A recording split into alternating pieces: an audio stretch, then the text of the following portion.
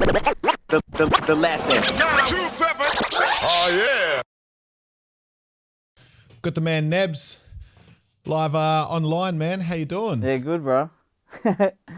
Thanks very much for jumping on, man. It's a bit of an unexpected one. Sam put me in touch, with your catalogue. I had a bit of an idea of what you'd been involved with, but I didn't realise how epic, the whole catalogue actually is, man. So thanks for taking the time, dude. Nah, all good, bro. I'm happy to be here, you know what I mean? Word. And so I guess I want to start, being your first time on. I want to take it to the very beginning and try to cover, the whole lot as best as we can. And I want to take it back even further beyond the music. Now, to begin with, you are, is it Ingleburn? Yeah, I'm at Ingleburn now, yeah. Now, Ingleburn is southwest Sydney. Yeah, southwest Sydney, pretty much Campbelltown area, you know what I mean? Yeah.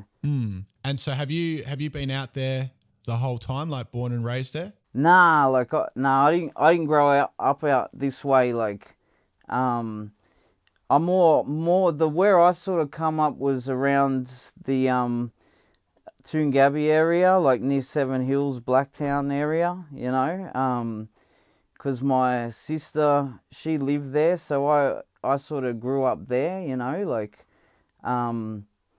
and spent a lot of my childhood there. Like they moved there around '89. So I was in Toongabbie a lot. 2146, you know what I mean?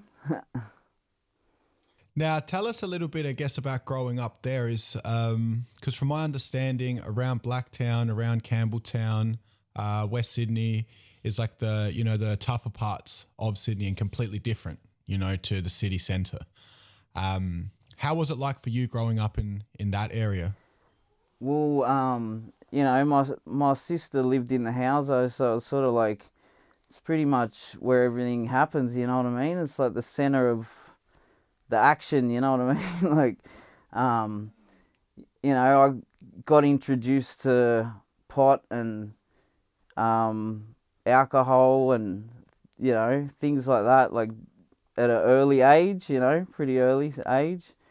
So, looking back on it now, it's probably like not the best place I could have been, you know what I mean? But I don't know, we had fun doing some of the shit, you know what I mean? Like, now, when you talk about getting into, alcohol and smoking weed at a young age, what sort of age are we talking? Probably, I don't know, I probably would have been about 12 when I started smoking pot. I remember like we used to hang around these older boys that were, I kind of looked up to them, so it's sort of like whatever they were around 18, and I would have been probably 12. My nephew would have been he would have been about 11, and so we were hanging around these older boys, and they were already smoking pot and that, so it's sort of like, they were the type of boys that would, say, oh, give him a cone, you know what I mean? Like, and just push the weed onto us, push the alcohol onto us, anything, you know what I mean? So we were just in there doing it, like we loved it kind of thing. 12 years old, you're starting to dabble in that sort of shit. And then I imagine, being a teenager, smoking weed, drinking liquor, that sort of then steers off into, getting involved in just, some scallywag shit. How did that happen for you? Well, just my mates at school were all into the same sort of shit, like, I remember like sometimes my parents would think that I've gone to bed. Like I'd say, all right, I'm going to bed now, This was probably around when I was around 14, 15, it's kind of age. I'd say to my mum, oh, I'm going to bed, I'm tired, and then I'd wait until they went to sleep, and then I'd just cruise off and I'd meet up with the boys, we'd smoke a sesh or whatever, and then we would just trouble, like when we were together, we would just trouble. It's like, what are we going to do, you know what I mean? So we'd break into like sheds, get motorbikes, steal lawnmowers, just petty shit, you know what I mean? I remember one time we stole a jet ski, You know what I mean? The jet ski was at the front of this cunt's house, and then we'd literally just we had like the secateurs, you know, where you cut like you do gardening with secateurs. Bro, we cut it had like a cable and a padlock, and they were home. They were in there watching TV. Bro, we just dead set like used the secateurs, and it was on a trailer, and we pulled it out, and we were literally like pushing the jet ski down the road, bro. And then we got it to my mate's house, and then we rang the dealer and we said, bro, we got a jet ski, you know what I mean? So then he come, and then he bought the jet ski, but he didn't buy it with cash. He just gave us pot, and we were happy, bro. We smoked the pot and that, you know what I mean? It's some funny shit, bro. I swear we did so much funny shit. Like, you know, it was all right. And so how much pot did you get for a jet ski? Bro, I think he gave us a half ounce, and then I'm pretty sure, I think he did give us cash. I think we got about $200 each. So we kind of got ripped off, you know what I mean? But we were happy because we were only young, you know. He gave us a half ounce, and then he gave us $200 each, you know what I mean? So we were cheering. Like, when you're like 14 or 15, $200, bro, is like, you know, it's good money, like. And then so, you know, 14, 15, now you're sort of dabbling in that sort of shit, you know, breaking into stuff and, you know, doing that kind of thing. Yeah. Now, although that can be seen as somewhat petty if you get pinched for it, you know, the cops will come down on you. Now, before you turned 18, did that lead to you getting pinched and having to go to juvie, or were you just running amok? Yeah, well, I did get pinched a few times, like, when I was that age, like, and, you know, because when you first start getting pinched, you got a couple of chances before they, you know, you end up going to Cobbin or Mount Penang and stuff like that. Like, that's the juvie. But I was kind of lucky because I was still going to school. I managed to sort of balance school with the crime life, you know, like I kind of did a bit of both. And but I did go to Cobbin Court a few times. They gave me like community service and different things like that. But then it was the thing that happened to me as soon as I turned 18, like I literally just turned 18, and then I got pinched for something, and then literally went straight to MRRC. So as soon as I turned 18, I went to jail, you know what I mean? And then, so do you recall exactly what it was that you got pinched for? What was it? I think, yeah, you know what fucked me up? It was, I remember my dad, man, it's like, I think because he was so sick of the shit that I was doing, it's like my own dad fucked me up, you know what I mean? Like, I think we did something the night before, and we were cashed up, and then I think we went to Cabramatta, and we got on and that, and then we come back to my dad's, but because I brought all my mates with me, like there was my nephew and two other guys, so I brought them back, and so we got back probably around 2-3 in the morning, but we all crashed in the lounge room kind of on the ground and on the floor, and then I woke up and the lounge room surrounded with D's, and I was like, what the fuck's going on, like. And then I'm looking at my dad like, I'm thinking, what the fuck's going on? Like, and he goes, oh, I'm sick of you bringing like these people back here, blah, blah, blah. So my own dad, like, rang the coppers on me, you know what I mean? And then I remember they went through my room, and then, like, you know, I had ear on me, like I had gear on me. And I remember I had it sitting on the speaker, and then I kind of got in front of the speaker, and they were searching the room, and I cheeked it, you know what I mean? I cheeked the gear, so they couldn't find no gear on me, you know what I mean? But then what happened, they were searching under my bed, and there was a packet of bungers under the bed, and they said, is this yours? And I said, yeah, like, and then when he opened it, he pulled out pot, like, but it was that wasn't mine. I knew whose it was, you know what I mean? And I was kind of like, I didn't give him up, you know what I mean? I was just looking at him like, now's your turn to like say it's yours, you know what I mean? Because I said, bro, they're gonna lock me up, like.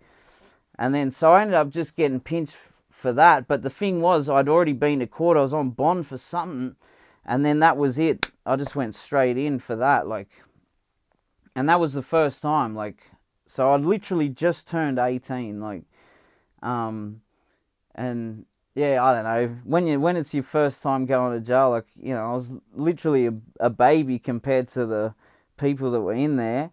And then when I was in the truck going from the cop shop to MRRC, they're trying to scare me, you know, they're going, oh, you know, they like young boys, this, that, you know. And it didn't bother me, bro, because I was like so involved in it. I kind of like wore it like a badge of honor. Like, I'm going to jail. I'm like one of the first, you know, that out of my boys is going to like big jail, you know, like some of them had done heaps of juvie, but I was the first one going to jail. Like, I don't know, bro. And then it's kind of like when I got out, it's like I thought I was mad because I went to jail, you know, like it's like my thinking was so backwards, you know what I mean? Like, and yeah, it's not really like it's not really a good path, you know what I mean? Like I don't. It doesn't really get you nowhere in the end, like, when you're doing that sort of shit. Like, you think it is at the time, but, you know what I mean? Like, I've sort of become more wiser now, like, where I think, man, I shouldn't have done some of the dumb shit that I did, you know? But the good thing about it, the mad thing about it, it's kind of like, it gives you something to rap about, or it gives you, it builds character, you know? Like, because you've been through some shit, you know what I mean? Like, so there's good and bad to it, you know, like. And then so, like, the first time that you went in, how long was that sentence for?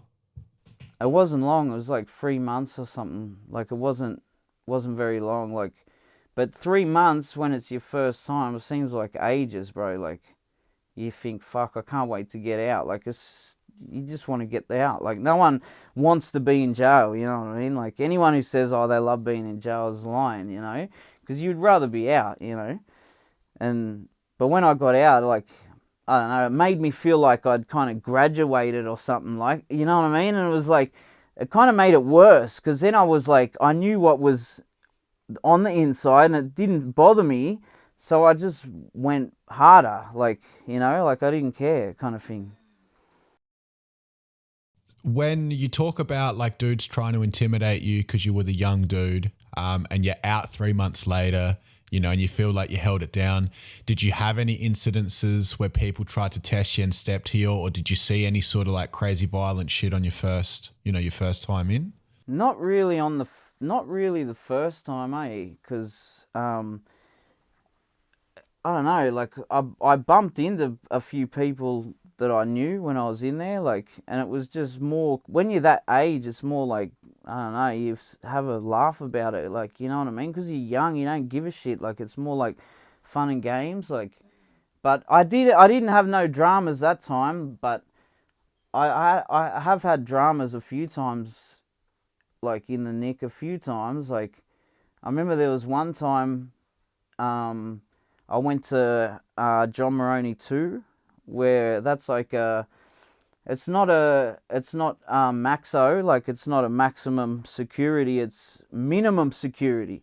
But the thing is, like, sometimes minimum security is worse, like, because there's less screws around, you know what I mean? And it's sort of like you got more freedom to roam around. Like, so what would happen, I remember the first night I went to John Maroney 2 at Windsor,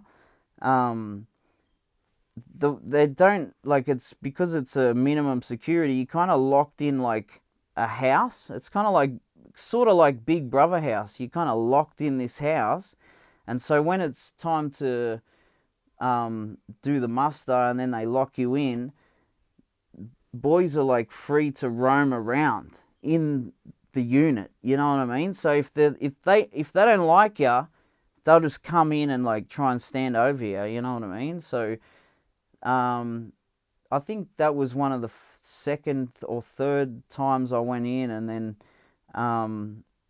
so it was my first night there, you know, and because I got there late, I didn't see anyone I knew, and then I did bump into this guy that I knew, and he goes, "Oh, come into my unit, stay in my unit," you know, And then, so I stayed with him, and then they were they were smoking ice, you know what I mean? They were like revving the whole night, like, and I only just got there. I was trying to get some sleep, you know what I mean? And then next minute, like, I just wake up to this lad trying to like smash me, you know what I mean? And he was like, oh, you know, we've got a new room for you to go to.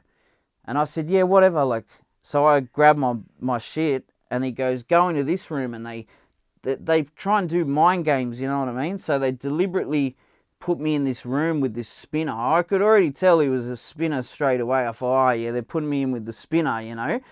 And then so I thought, fuck them, you know what I mean? I'm going to go to sleep, like, I don't give a fuck. Like, I just want to get some sleep, you know what I mean? So I thought, I don't care if I'm in with this guy. So I just started sleeping. And then next minute, I woke up, and they were bashing the guy I was in the cell with. And they were saying to him, buzz up, you know? Like, so that means you press the buzzer, and you tell the screw, oh, I'm too scared, come and get me. You know what I mean? Like, they want you to buzz up. And then once you buzz up, you're pretty much going on protection. You know what I mean? Like, and if you do that, there's no return. You can't come back into the main, you know what I mean? So he's going, oh, like, he started whinging to me. I said, bro, I don't want to hear it. Just go to sleep, you know what I mean? And then so they ended up, like, smashing him. Like, I think he couldn't take it anymore, and he left his cell. And then I could just hear mumbling, like, out in the hallway. And, bro, they were just smashing him. Like, I don't know. And then next minute, I just hear him buzzing up. Oh, Chief, come and get me. You have to come and get me. And I thought, I'm not going out like that. You know what I mean? Like, I thought they'll have to fucking stab me. I don't care. Like, I'm not buzzing up. Like, and then so I'm there trying to sleep. And then old cuz comes in and he goes, oh, you got 5 minutes to pack your shit too, because you got to go. You know what I mean? And I said, bro, you don't even fucking know me. Like, I just got here, you know what I mean? I said, no, I'm not going nowhere. I don't care. Like, I don't care, bro. Like, so he goes, yeah, we'll see. And then so I went to sleep again. And next minute I just wake up. There's about maybe 5 blokes, like, trying to smash me while I'm trying to sleep. So I go, all right. I'll pack my shit. And I thought, and they left the room. And I knew I wasn't going to pack my shit, you know what I mean? So I thought, fuck this. So I just put my shoes on, and I thought, they have to stab me, bro. I'm not going. Like, so I went out. It's like I had fear. Like, I was scared. I was thinking, man, I'm going to have to punch on with all of them. Like, and it's like the fear turned into anger. Like, I was like, fuck this. They're not making me go. Like, so I went out there and I just said, what, you want me out of this unit? And then I just started, like, punching on with this lad, like, bro, and they were spewing because I started getting it over him. They probably thought he was going to smash me. I was getting it over him. And then out of nowhere, this lad just full dog shot me, bro. I didn't even see it. He just come in from the side, boom. And then, like, I just seen stars. And then, like, I kind of got back up and I was like, what is it me versus all yous, you know what I mean? And then because of all the commotion, there was a lot of Vietnamese lads, because these guys I was punching on with were Aussies, and then there was these Vietnamese lads that went to work. Like, they must have had to get up early and go to work, like, in the morning. So they come in and they yelled out. They said, hey, leave him alone, blah, blah, blah. So anyway, they said, go to your room, mate, like that. So I went back to my room. I thought, fuck them, like. So I went back to sleep, and then he told him, like, man, you just need to, like, shut the fuck up. We're trying to sleep, like. So they kind of calmed down, you know. But then in the morning, when I got up, I was still G'd up because I thought, man, they're going to still try and get me out, and I'm not going. Like, you got to kind of stand your ground in there, you know what I mean? And so I was going up to cunts and I was saying, oh, do you want me out of this unit? And they're going, no, we don't want you out. Like, what did you do? And I said, no, nothing. And they're like, no, you're sweet, bro. Like, and then eventually that afternoon, they were like, oh, no, we were just testing you, like, to see if you would, like, buzz up or not. Or, you know what I mean? And so after that, it was all sweet. They were saying, oh, come eat with us. And you know what I mean? You just got to stand your ground, like, and not buckle. Like, And then the next morning I seen my mate Tozza, and he was in B wing, which was the Curry unit, and he saw, because I had a black eye from the fight, and he goes, "Oh, who did that?" And I said, "Oh, no, just these gronks in the unit." And he goes, "Oh, do you want me to get the boys and we'll smash them?" You know what I mean? I said, "No, don't worry about it. It's all sweet now." So, you know, I've had some dramas in there, but not heaps of dramas. But I've seen some people like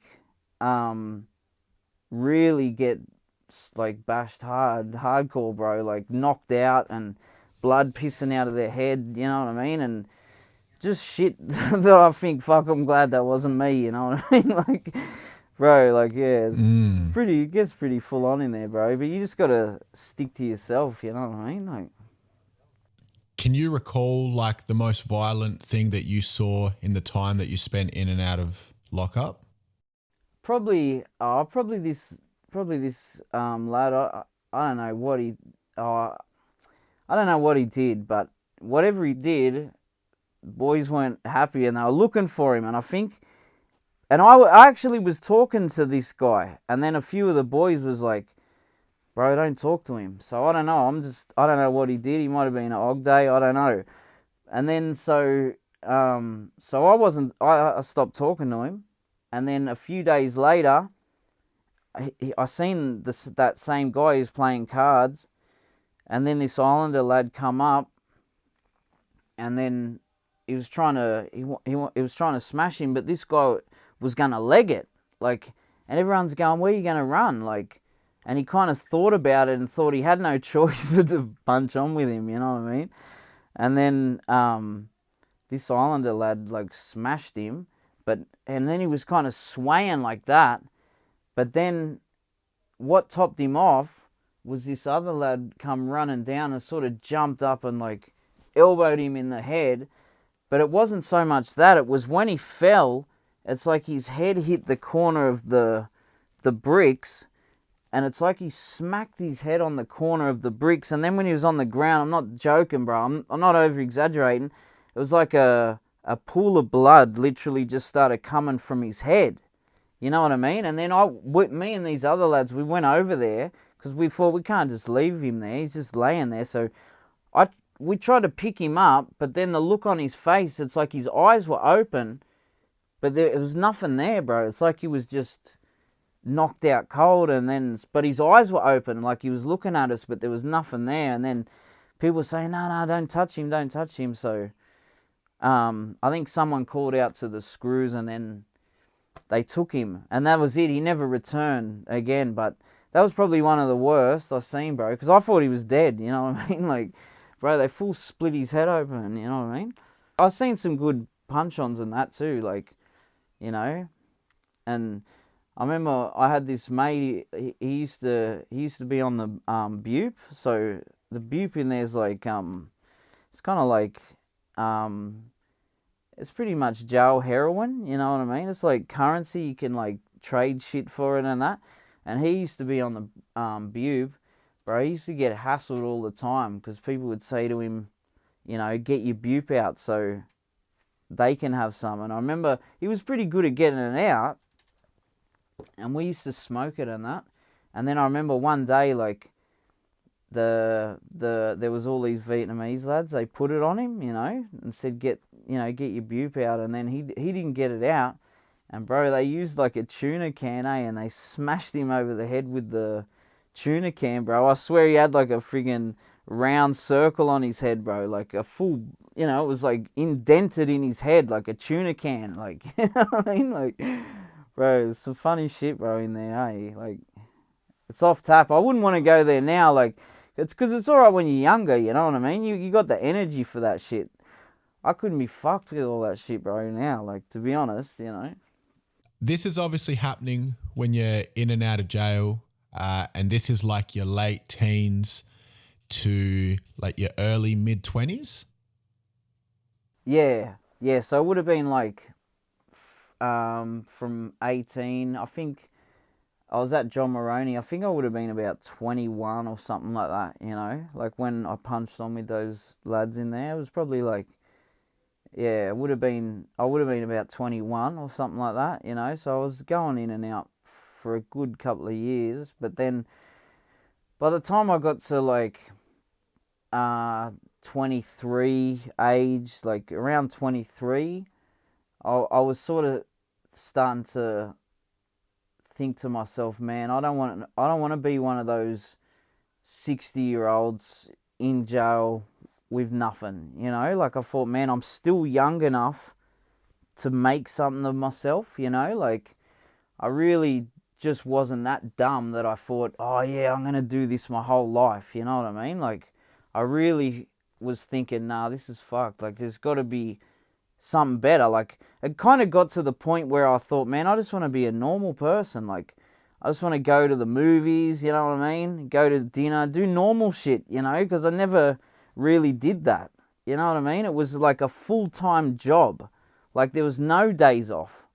The only days off, the way what we used to say is like jail was kind of like a holiday, you know, because it's like you constantly just doing crime every day, you know what I mean? And then it's like jail was a time to rest because it's like, fuck, I don't have to do nothing now. I'm just chilling in jail. It was like a holiday. We'd call it a holiday, you know what I mean? Like, so by the time I was like 23, I was like, man, I'm kind of getting sick of it, you know what I mean? Like, I thought, man, I never ever thought I would be in this predicament, you know what I mean? I don't have nothing and just, I don't know, it just wasn't for me, bro, you know what I mean?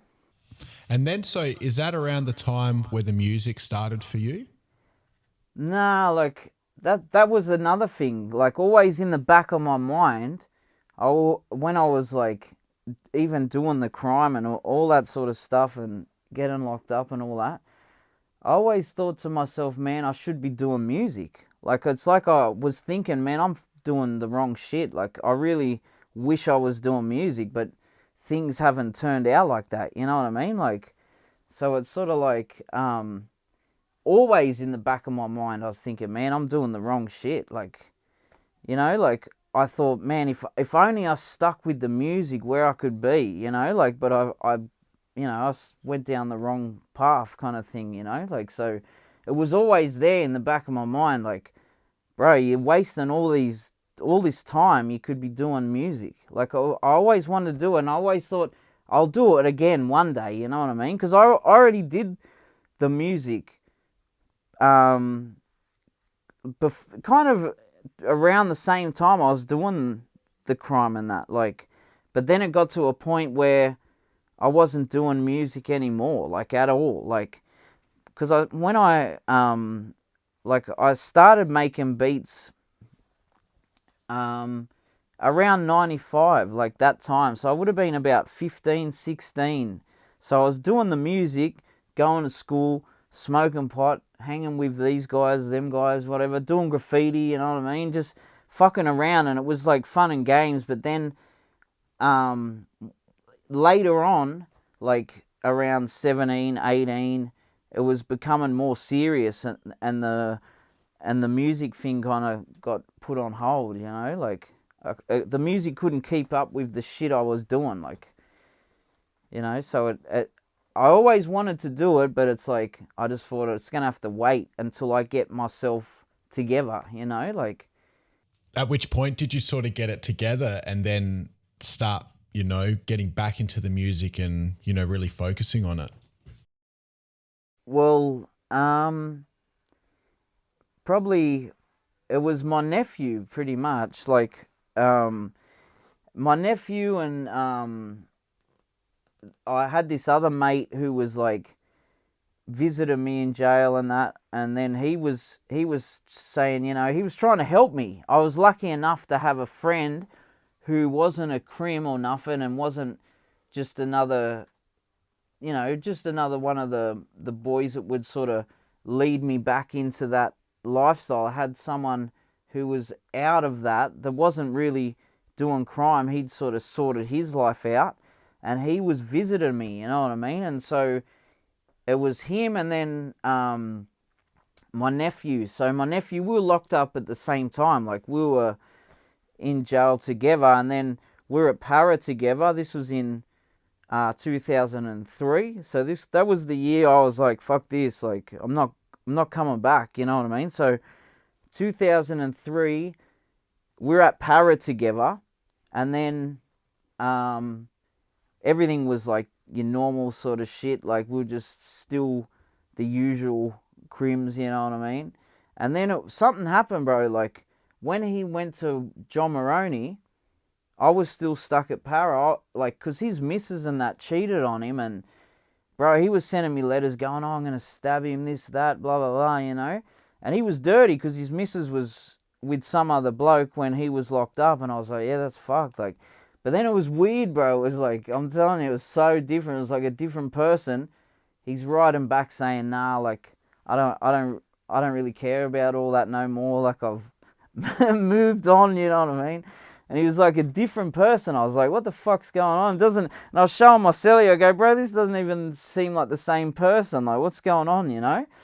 And then, so when I got to, I've never seen anything like it, bro. I'm telling you, like, I got to John Maroney, this was in early 2003. So he'd already been there a while. I was at Para for ages, like, and then I finally got to John Maroney. I met up with him. Bro, he was going with all these, like, he had all these, like, boys in the prison going to church on a Sunday, like, because they got a chapel there, you know what I mean? So he had all these lads going to the church with him, and I was like, what the fuck's going on, you know what I mean? You know, and it's like he seemed real content. He was going, nah, like, I'm not coming back, this and that. And I was like, bro, I was thinking, bro, he's off his head, you know, like. But then I was kind of influenced by it. I was like, bro, how come he seems like he doesn't care? Like, I don't know. But anyway, so he got out, and then, so once he got out and he was working and all that. Soon as he got out, I kind of went back to just my usual shit, you know what I mean? Like I was on the bupe in there. It's like I had a jail habit, bro. So it's like, even 3 days before or even I think it was the second last day before I got out, I was thinking, man, I've still got a habit from the bupe, so I'm going to get out with a habit, you know what I mean? Like, where I should have used that time to be fully clean of everything and just come out clean, you know what I mean? But I was coming out with a habit, like, from jail, like, and I remember they give you the money when you get out, and I think it was about 300 or 360 or whatever it was.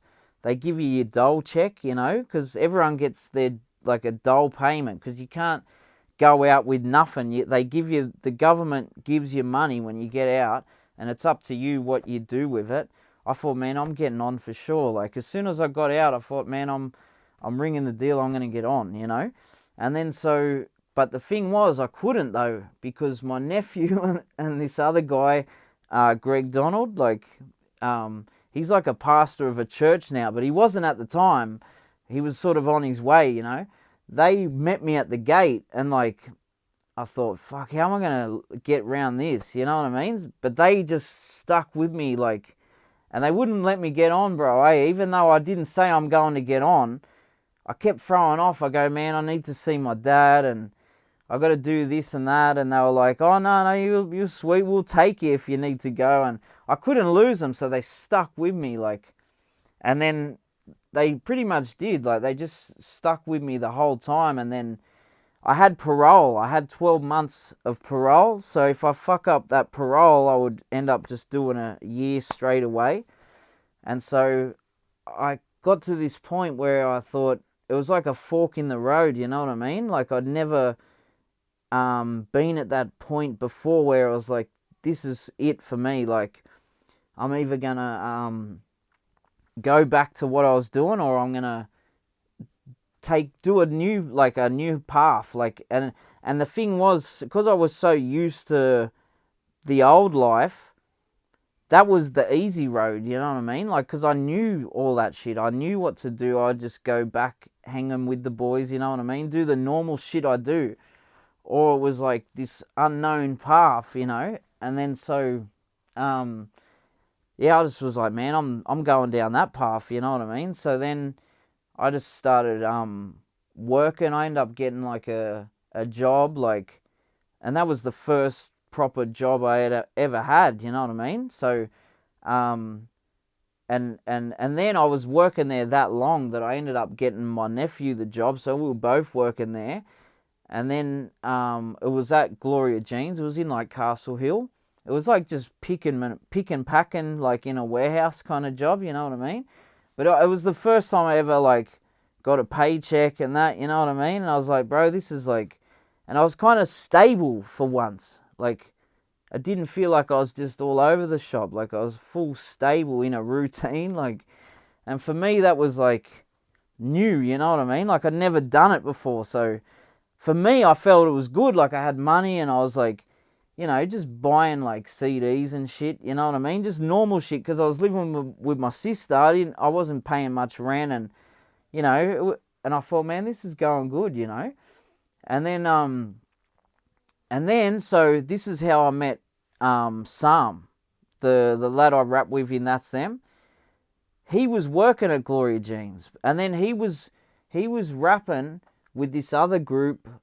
They were like a Christian hip hop called 517, and so they'd already brought out a CD, and I remember I bought their CD and I was listening to it, and I was like, man, like, that's hectic that they've, you know, they even got a CD out, you know. And then when I met Sam, he was like, I'm in 517, and then I was spinning out, and I was saying to him, oh yeah, like, I used to rap, you know what I mean? Like, I was kind of sort of putting it like, oh, I used to do it, that was the shit I used to do kind of thing, you know what I mean?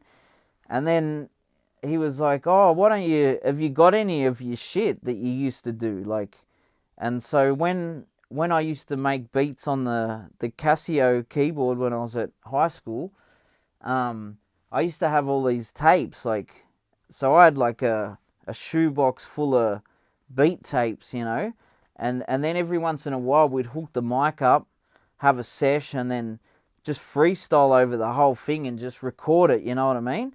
So I had heaps of them. I still got them, like, and so I thought, fuck it, I'll just bring him one of them and show him that, you know? And he goes, man, like, how come you're not doing it anymore? Like, he goes, bro, you're good, you know what I mean? He goes, how come you're not doing music anymore, you know? And at that point, I associated music with my past, you know what I mean? I was trying to take on a new path.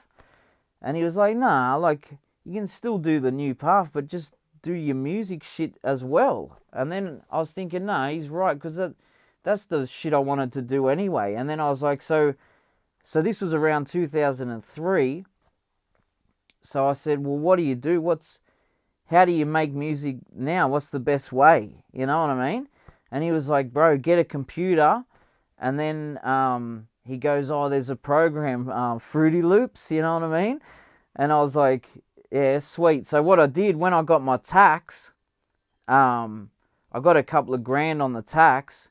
So I bought like just a PC, and then I got Fruity Loops, and then, bro, it was just natural, bro. I just started making beats with the mouse, you know, clicking the notes in and that, and next minute I was just making beats. And then what I was doing, I was making at least one beat every night after work, just constantly beat every day, you know what I mean? And then I'd just put them on like a CD, like burn it onto a CD. And then I was bringing them into work, showing Sam, you know, and he's going, man, they're fucking sick, you know, like. And then we started doing some shit. We recorded some shit. And then I discovered this other program, Reason. So at the time, around 2003, the two sort of main ones was Fruity Loops and Reason, you know. And then I started with Fruity Loops, and then Reason at the time seemed more advanced than Fruity Loops. But I remember my mate brought a cracked version to work, and yeah, this other guy, Alex Sharmy, he used to be in 517. He brought me the Reason on disc, you know what I mean? I think it was 2.5 or something. It was like an early Reason, you know.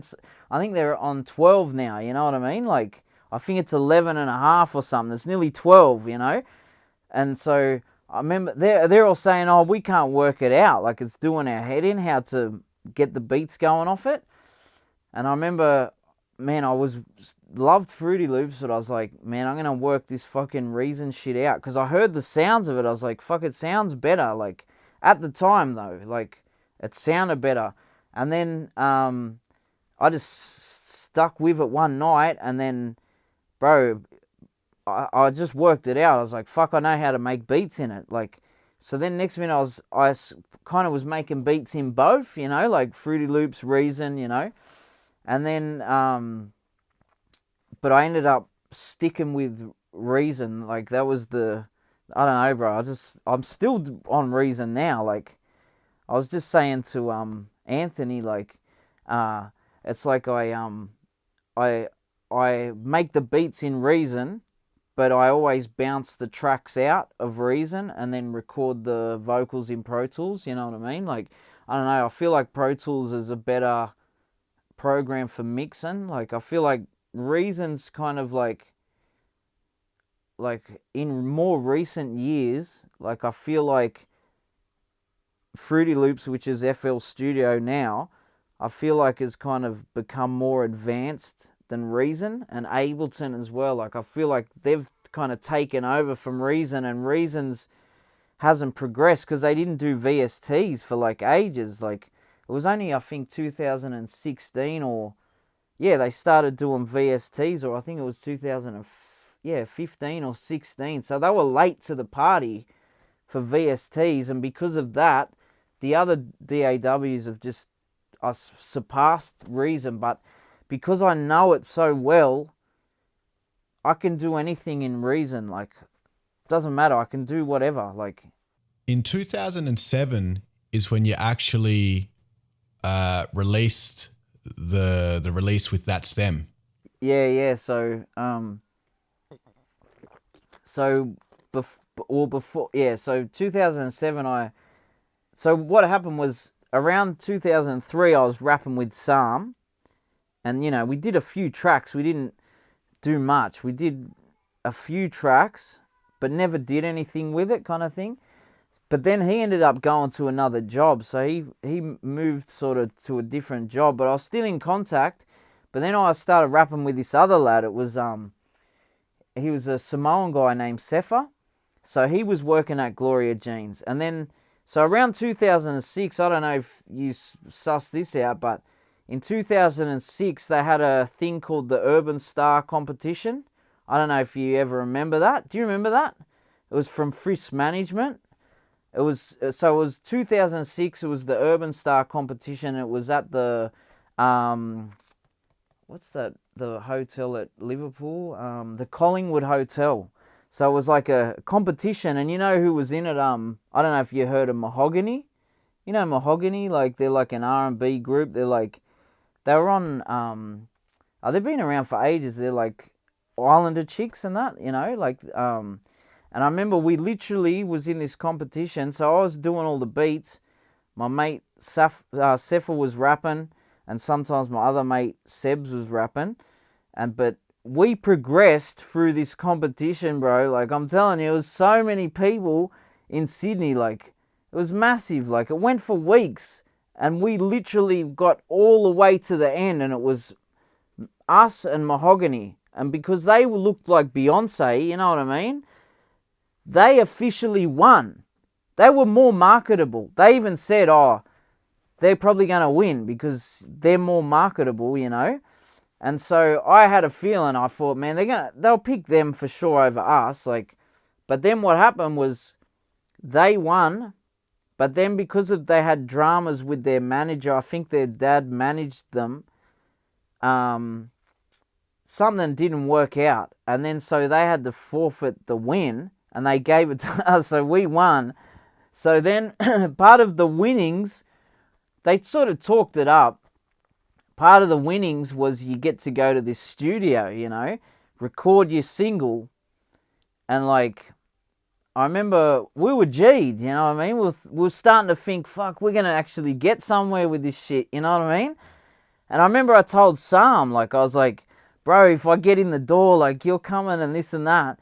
And he was like, oh, no, I don't know if that's a door I want to go down, you know what I mean? Like, because it was more like an urban R&B scene, you know what I mean? Like, where, you know, some and that's them and that is more underground Aussie shit. Like, so anyway, so we went to this studio, we recorded the single, and I remember when I brought the guy that I normally get to do the R&B hooks and that. He's done a few of Kerser's singing hooks. This guy, Rat, but his name's Anthony McCarthy. He come with me and it was Cepha. We went to this studio and I was like, the studio was mad, you know what I mean?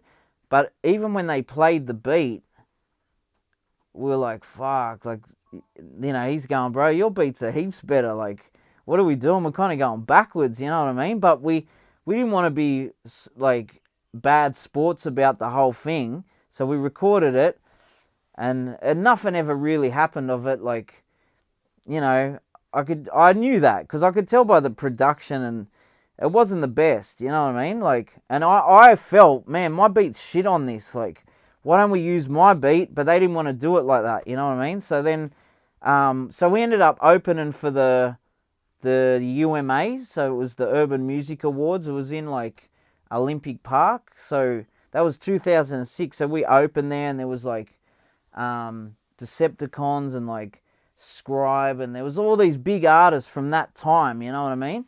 And so we were sort of in there, like mingling in there, you know what I mean? Like, bro, it was funny, man. But then that sort of fizzled away because I was more into, I felt like we clashed a little bit because I was more into sort of like underground stuff, like, and our ideas were clashing and it just didn't work out. So anyway, so after that, then I kind of got back in touch with Sam and then he was like, oh, I remember he just hit me up one day and goes, let's do some shit. And I was like, yeah, all right, sweet, let's do some shit. I'm ready to go whenever, you know, because I always make beats every day, like the whole time, just every day. Like there's not one day, unless it's like I've got to do stuff with the family, but normally I try and look at it like at least one beat a day, you know, just one every day, you know, because otherwise I feel like I'm being lazy. Like, I don't know, I think what you would call a beat addict, you know what I mean? I'm a full beat addict to the max. Like, I feel like if I'm chilling out watching TV, I'm thinking to myself, fuck, I should be in there like making beats, bro, you know what I mean? It's like, it's an addiction, eh? Like, it really is. So yeah, 2007, Sam hits me up and he's like, what about That's Them? And I go, yeah, that's a mad name. That's mad. That's them, you know what I mean? And I go, yeah, that's a good name. And then so we pumped out that EP. I think it was like so quick, bro. It was like 3 months. Boom. We just did the EP. And then I kind of did the music side of things. But around that time, I got to admit, I was confident with beats, but I wasn't confident with recording vocals. Even though I had a mic and all that sort of setup, I could record them, but I wasn't confident with mixing vocals. I could do the beats, but not so much the mixing vocals. So I remember with that EP, we sent the vocals to my mate Alex Sharmy, the guy, but he had moved to Melbourne, so he mixed the vocals. And then we got it mastered and that. And then we were trying to shop around for distro. So then we ended up getting distro from Obese. And to me, bro, that was one of the moments where I felt like I'd made it, bro. You know what I mean? Like, because Obese was big, you know what I mean? They were massive at the time. They were like the biggest Aussie label, hip-hop label. Obese, you know what I mean? So when we got the distro, I was like, bro, this is it. We're out of here, you know what I mean? Like, and then, you know, it was in all the shops, JB Hi-Fi, walk into JB Hi-Fi, you know, flip through the Aussie hip-hop section, there we are, you know what I mean? Like, it was, bro, we went to Queensland, JB Hi-Fi, it's in there, it's everywhere, bro, you know what I mean? We went into the hip-hop shops, Butter Beats in Queensland, bro, went in there, it's in there, I'm like, fuck. it's everywhere, you know what I mean? And then I thought, we're killing it now, like, and this was kind of the MySpace era, you know, like MySpace, like sort of just pre-Facebook. And then it was starting to kick off, like, and then we did a few shows, went to like Tasmania, and we went to Melbourne. We didn't go to Adelaide. I wish we kind of did, like, but we kind of just did the West Coast, you know what I mean? Like, East Coast, sorry. What coast is it? Fucking, I don't know, bro. Never, the East Coast. East Coast, you know what I mean? East Coast of Australia. Yeah, so we just kind of went from Queensland, Sydney, Melbourne, Tasmania, you know what I mean? And every show packed. And they're just singing word for word, bro, like our shit, you know?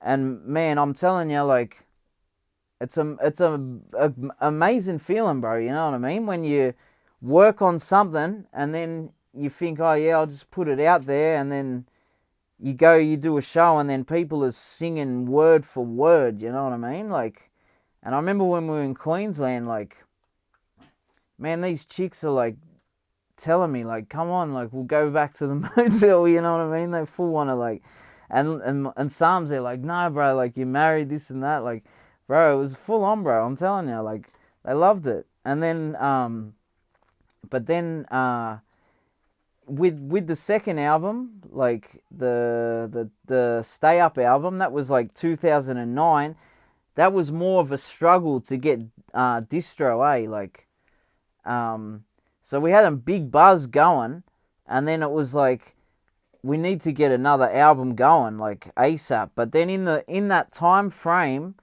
so 2007, 8, I did a few. We did a mixtape and that, like Look Up in the Sky mixtape.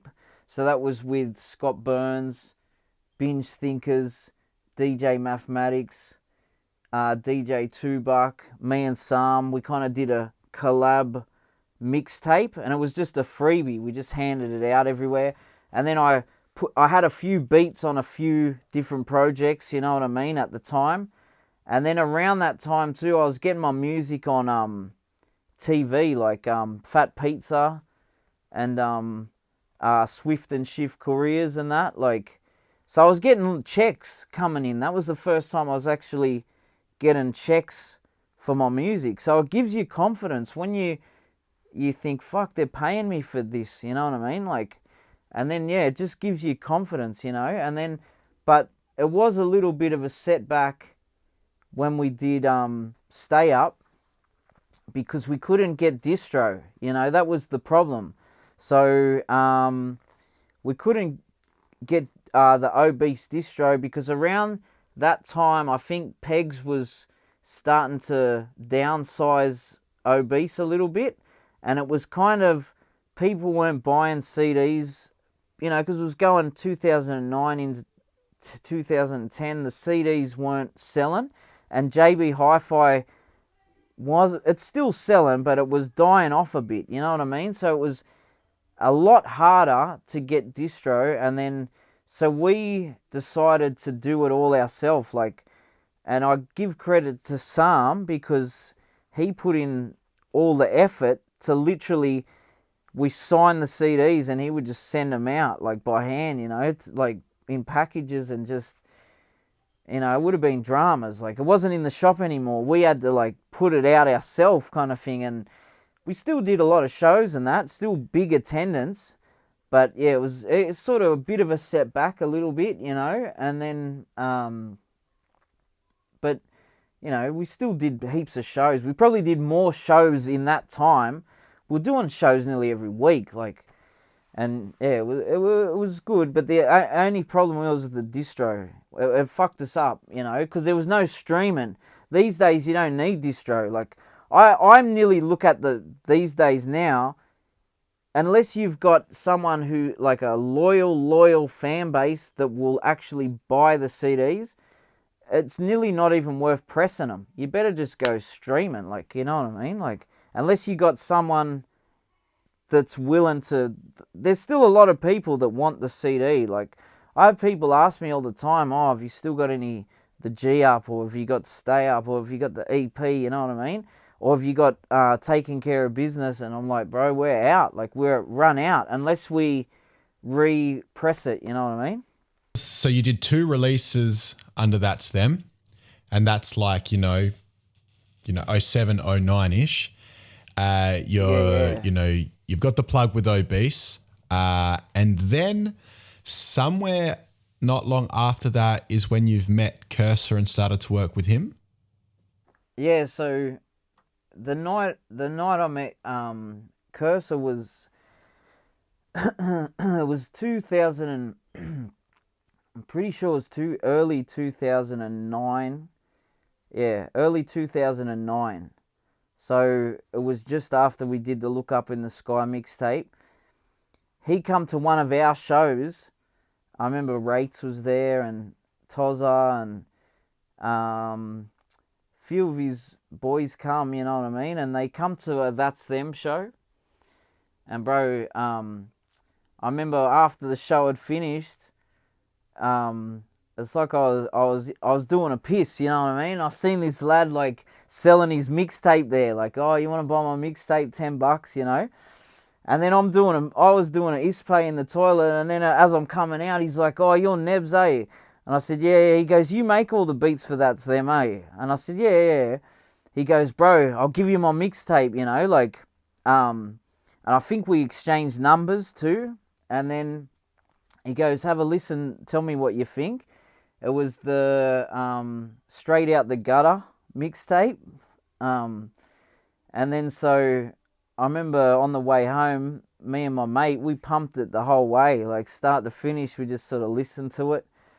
And I was thinking, yeah, like, he can rap, like, you know what I mean? Like, he wasn't doing bodgy rhymes. He was actually doing multi-syllable rhymes.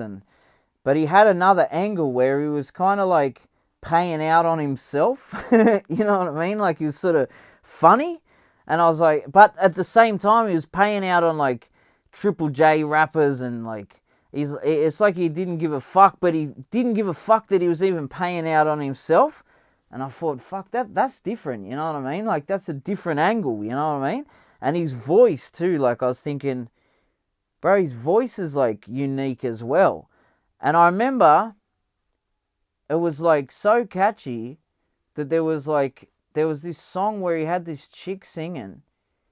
And I remember I was taking it into work with me, like, because I liked it. I started listening to it a fair bit. And then I took it into work and I was showing the boys at work. And then I go, listen to this lad, And then I remember there was this song on there. I can't remember how the chorus goes, but it had this chick singing. And I remember I was speaking to Rince one time. Oh, no, that's right. We're going to Queensland. We're going to Queensland on the plane.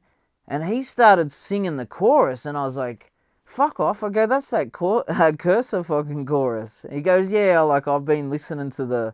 So a few people were getting it, you know what I mean? A lot of people were getting it.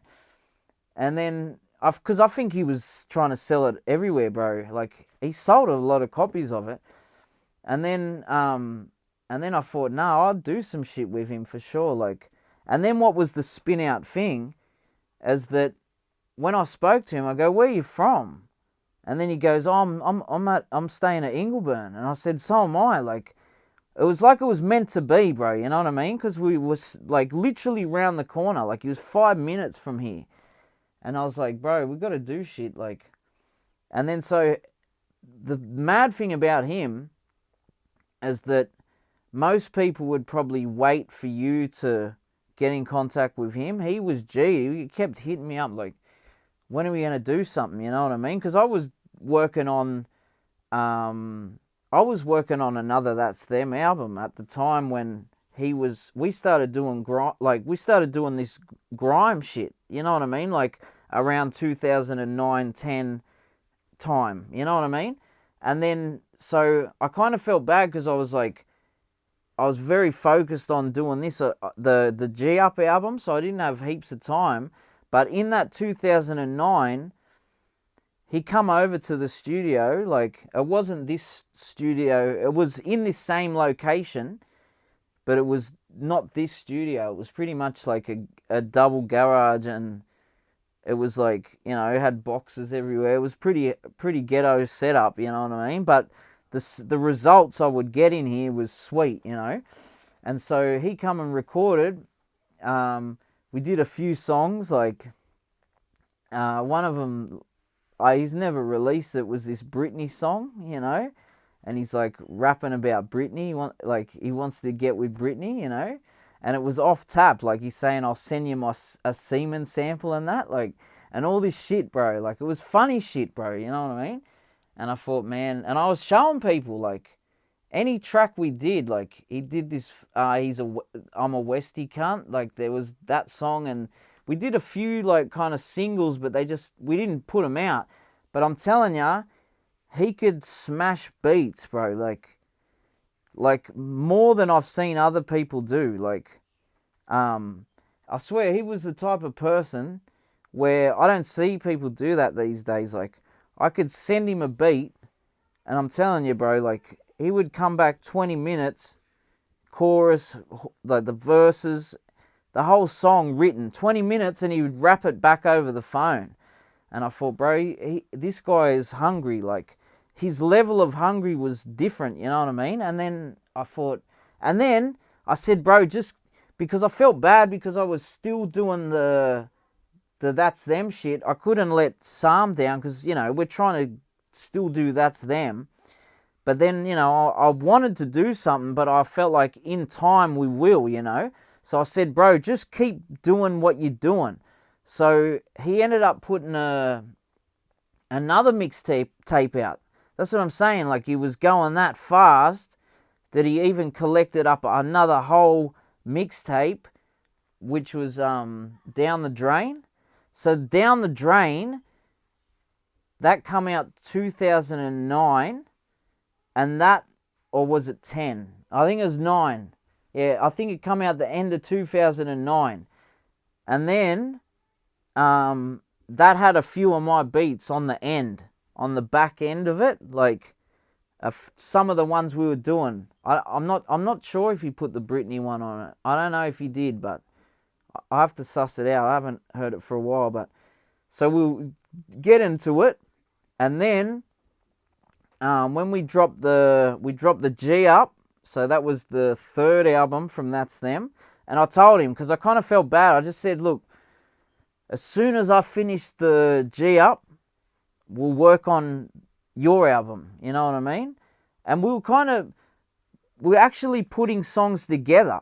We had an album. By the time it got to me finishing the G Up, we already had like an album. Like, it was already an album. Like, I'm telling you, I've got all those songs still. Like, it's a whole album that never came out. Like, you know what I mean? So it had an intro and everything. Intro song, and some of the beats were more like more sample based kind of production, you know what I mean? It was more like sample, more like the earlier That's Them beats, but with Kerser rapping on them, a little bit different, a bit quirkier, you know, like to suit his style a bit, you know what I mean? But then we started to discover that he wanted to be more experimental, you know what I mean? He was like, I don't want to rap on the shit everybody raps on, you know what I mean? Like, which at the time was a lot of boom bap, sampled shit, you know what I mean? There wasn't a lot of, like, there was overseas, but not so much in the Aussie scene. Probably like Taunts would be one of the early ones rapping on like electronic shit, and there was Sydney Searchers and that, like, but you know what I mean? He wanted to go full experimental, just like, send me something off tap, you know what I mean? And I'll smash it, you know, like, and I swear, bro, it become this fun thing, like, where it was like, I thought, man, I'm just going to make something that I would normally not even make and see what he does with it, you know what I mean?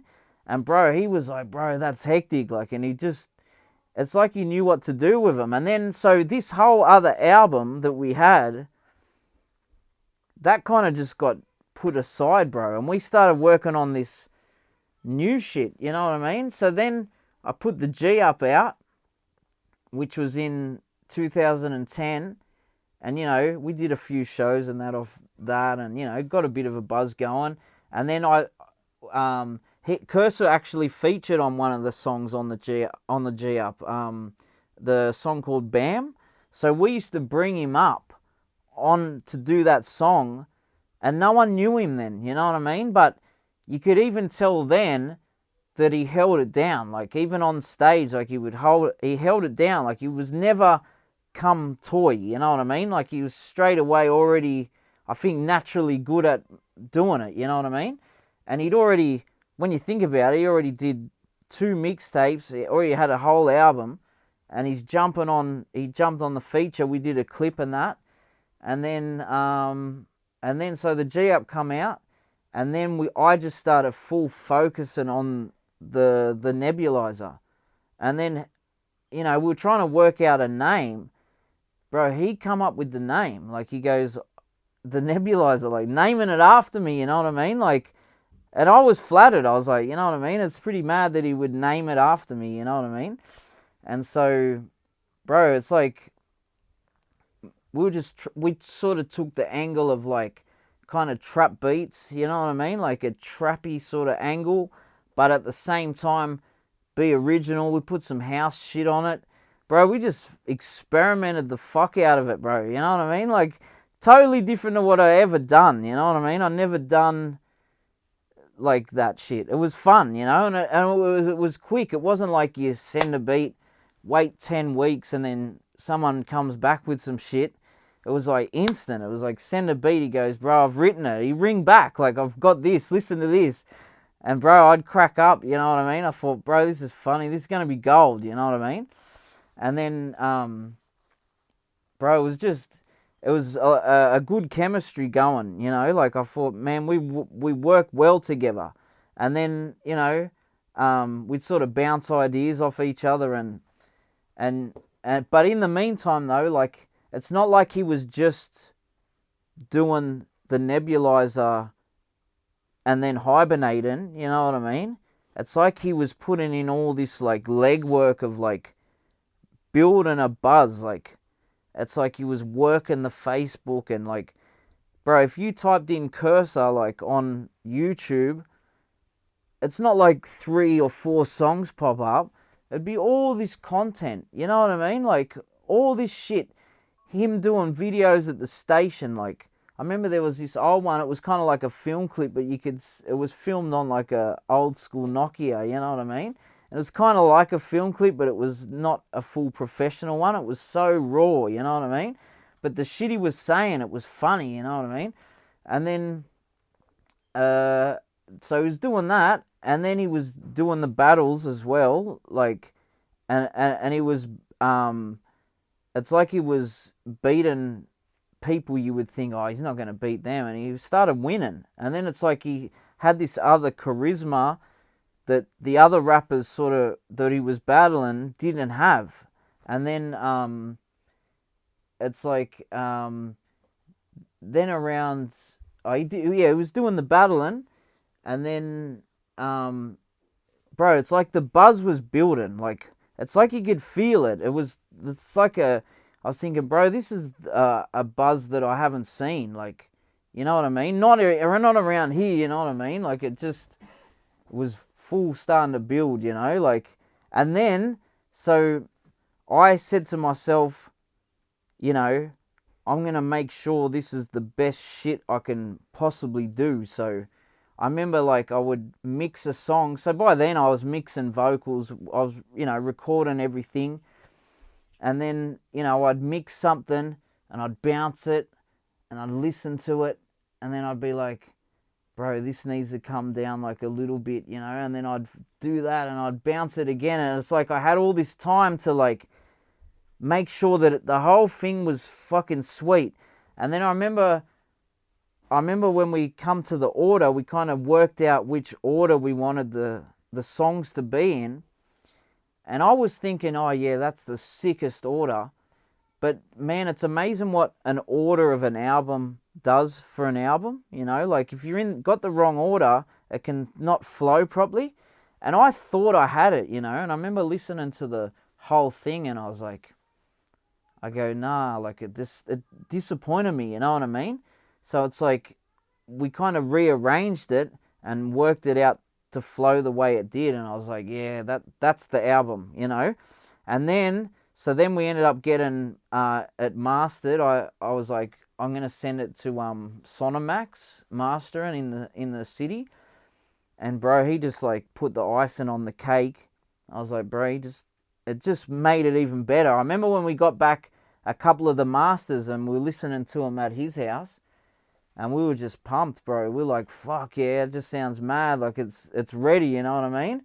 And then, but the only thing is we needed distro. So again, it was this fucked up like thing to get distro. Like it was hard, man. Like, cause I kept saying like, it has to be in the shops, you know, like has to be like someone that was building this buzz, and then next minute we're like, you know, trying to sell it ourselves. No way, bro. Like, we needed distro, you know. And I remember we were shopping around. I was trying to use any connection I had to get the distro, you know. And bro, we'll just get a knock back. I think it was just that time frame was a very unsure time for like CDs. And so I remember like my mate Tubuck, the DJ out of Binge Thinkers, he has a good relationship with Pegs. So this went on for weeks. We'd already been told no. We were sort of like disappointed. We're thinking, fuck, like there's got to be a way to get distro, like, and we really was thinking this is going to be a whole different outcome if we don't get the distro. Like it's still going to be big, but it's not going to be as big. And then, bro, because his Facebook was pumping, you know, and just any video he did, bro.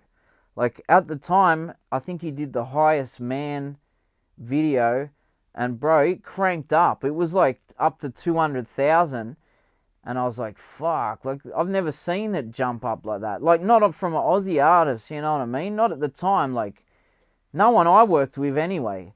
And then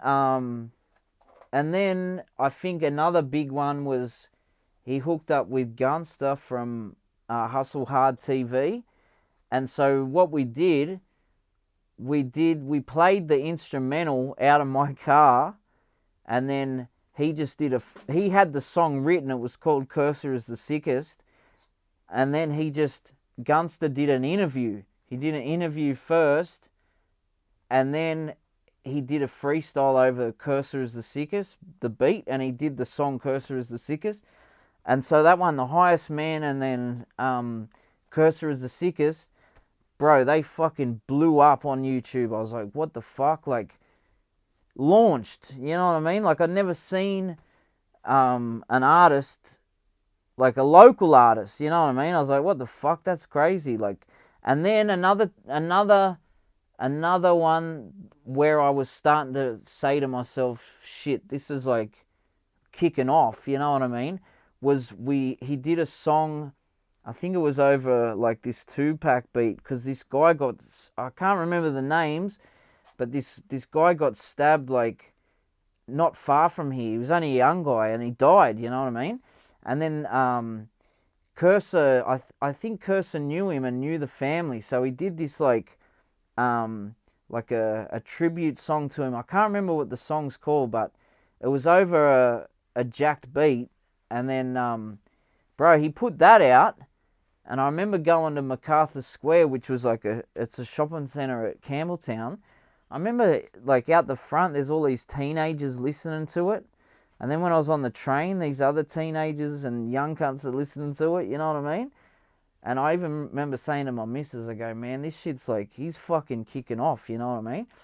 And then, so then we ended up, so I said to Tubuck, like, or actually Sam spoke to him and really said, can you get the distro from Pegs?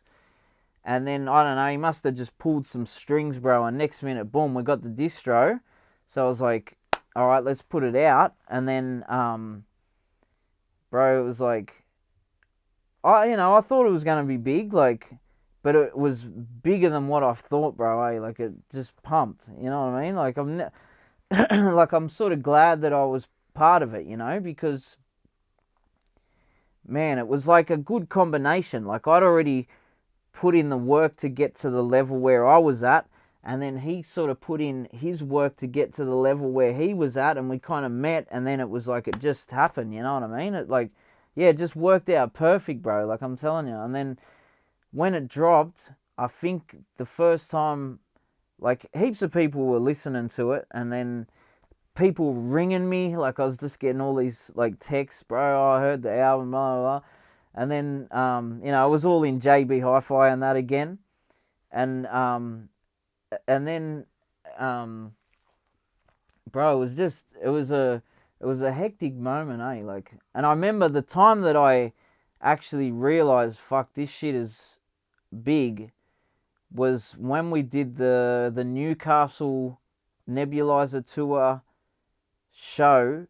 I remember me and Sam got there, they got there earlier, they were there before us, and then me and Sam, we come a bit later, and bro, when we drove up to the venue, the line was fucking out the door and then like around the corner, you know what I mean? Like, it was ridiculous, bro. Like, I've never seen so much buzz for an Aussie rapper, you know what I mean? Like, I know like Hilltop Hoods and that were big, but bro, these people were going crazy for Kerser, eh? Like, really, like, it was, bro, it was off tap, bro, I'm telling you. Like, it really was. We had to laugh, like, that it was just fucking so ridiculous the way it was getting. He was like a local rock star, bro, I'm telling you. Like, and then, so at the show, I remember getting out of the car and trying to be low key, like, to walk into the venue.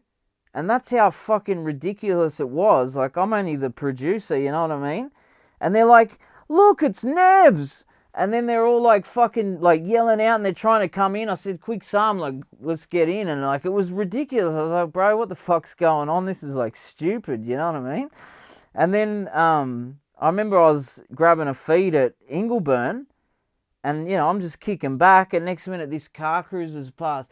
Nebs! Like, everyone's like yelling out the car, you know what I mean? Like, and then I was thinking, bro, this shit's fucking taken off for real. Like, and then the Sydney show, when we went there, I was like, bro, it's just fucking packed as, like, it's crazy. Like, we used to have big shows, but these were like, this was pumping packed, like, and I thought, bro, it's getting ridiculous, eh? Like, it really, really took off, you know what I mean? Like, and then, like, it's like he set a new level of, and it's sort of like, he had like his own original style doing it, you know what I mean? He didn't really bite anyone. Like, it was like he sort of done it his own original way, kind of thing, you know? Yeah, it was hectic. When you guys dropped the nebulizer, that was just after the Kerser 360 battle? Yeah, it was. Yeah, that's right. Yeah, I forgot about that one. Yeah, the 360 battle. So I'm pretty sure it worked out, the timing wise. We'd already dropped a film clip. I think we dropped Watch Me Get 'Em. So that had already dropped. So when he done the battle, that song was out. And then it was this, because of how big 360 was, he was massive, you know what I mean? And then it was become like, you know, it was more like, I guess if you were the underdog, you would like Kerser, and if you were sort of like, I don't know, more like a normal person or whatever, you would go for 360, and it was like this massive rivalry, eh? Like, and the battle, like, I haven't seen it for years, but I remember thinking, bro, it's so fucking close. Like, it's really hard to say who won that. And that was the mad thing about it too, because it's not like 360 smash Kerser, and it wasn't like Kerser smash 360. It was so fucking close. Like, I would watch it some nights, and I'd watch it and I'd think, nah, 360 got it. You know what I mean? Like, just like, and then other nights, depending on my mood, I'd be like, nah, Kerser got it. Like, Kerser got it. You know what I mean? Like, so it was one of them things, and everyone was talking about it, bro, eh? So it was like, that was the pinnacle of the buzz, and it was perfect timing then boom, the nebulizer just come out in the perfect timing, you know. And yeah, it went hectic, bro. It was mad.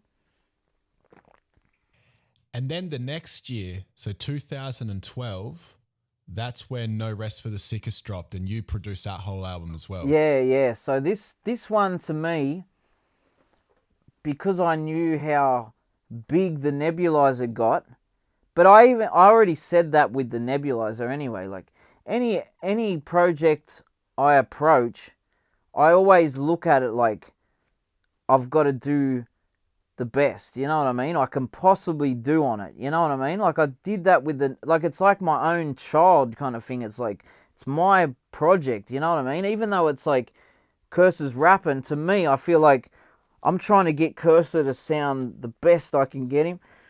Any little instrument or whatever the levels, because I mix the shit as well, I don't just send it off for other people to mix. It's like every stage of it I fuck with, except the mastering. Like, nowadays, I'll master some shit by myself, but at the time, I still think it's a good idea to send a track to mastering, you know what I mean? Like, you can't do everything, you know what I mean? Like, the mastering guy's a mastering guy. So, I do master my own shit, you know what I mean? But not all the time, like, just depends. If it's a fast, quick thing, I'll master it myself. If it's a big project or something, I'll send it for mastering, but so 2012, No Rest for the Sickest.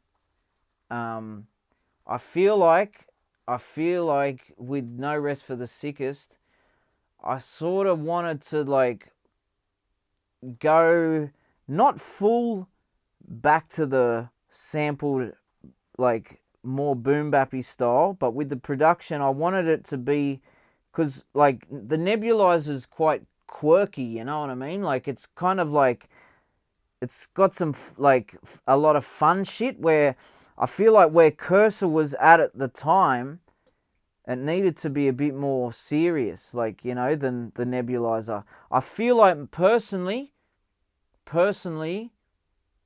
like other people will probably have other opinions, but I feel like out of the shit that I did with Kerser, like I feel like he was at the like his best rapping at that point. Like I feel like No Rest for the Sickest, like the shit he was spitting then, it's like I don't know, he just had it all together, bro. Like it just all come together on that one. Like I feel like that one is personally my favorite. That one, out of the shit we did, you know what I mean? Like I feel like that is personally my favorite. And then I have still a lot of Kerser fans inbox me and that, hit me up all the time, and a lot of, they tell me, oh yeah, that's their favorite too. A lot of them, not all of them, but a lot of them like that album. Like I think because I think both of us was sort of going through some personal shit of our own, like, so it wasn't all gravy at the time, you know what I mean? Like it was sort of like we had our own shit we were sort of battling with, and so it kind of like, we were kind of in a similar place. So then again, it kind of worked out to work in the music's favor, you know what I mean? Like it kind of made the music better, like, and I feel like he was more personal on that album,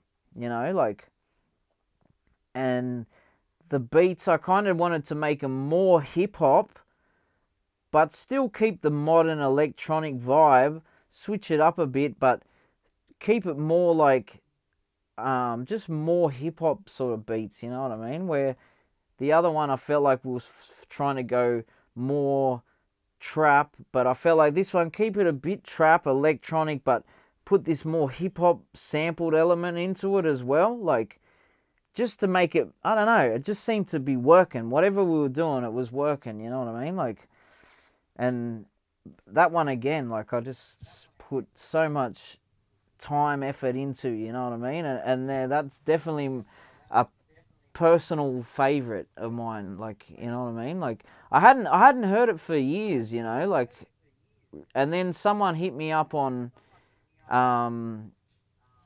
this lad Fasari James, he's like a young lad from Adelaide actually. I don't know if you've heard of him, but he's a sort of up and coming rapper. He was hitting me up like saying, bro, that No Rest for the Sickest, he goes, man, that's the best shit, you know what I mean? And I was like, I don't know, I was like, yeah, I haven't heard it for ages, you know what I mean? So the other day when I was on the, I just thought, fuck it, I'm going to listen to it, you know what I mean? So I listened to the whole thing and I thought, nah, that is a sick album, bro. Like I still think it's a mad one. I'm like proud of that one, you know what I mean? Like I like it. And were you on the tour for that album? And is that the tour where there was the shooting at the hotel room? I think it was in Melbourne, maybe? Yeah, no, I wasn't there for that one. I remember that though. I remember like, you know, because he was getting big, you know what I mean? So there was sort of like a lot of jealousy. That mixed with, oh, you think you're a real cunt, like, we'll see, you know what I mean? But every time he was managed to hold himself down with enough boys and, you know, like, he wasn't like a put-on cunt. Like, he just didn't put the act on. He lived what he was saying and that, you know what I mean? So I think no one really put him on show. Like, no one got to him, you know what I mean? Like, I remember there was a time in Brisbane too, when he was with Anta and Schemo too. There was that one too. I think that was probably the same tour actually. They ended up being a massive brawl, you know what I mean? Like, and they come out like unscathed, you know what I mean? Like, I don't know, but yeah, I remember the shooting. I remember thinking, fuck, be careful, bro. Like, but yeah, it was lucky, it wasn't, you know, nothing happened, so. But yeah, I remember some gronk like was shooting at the motel or something, you know what I mean? Like, I don't know, probably just thinking they're hectic, you know what I mean? I don't know.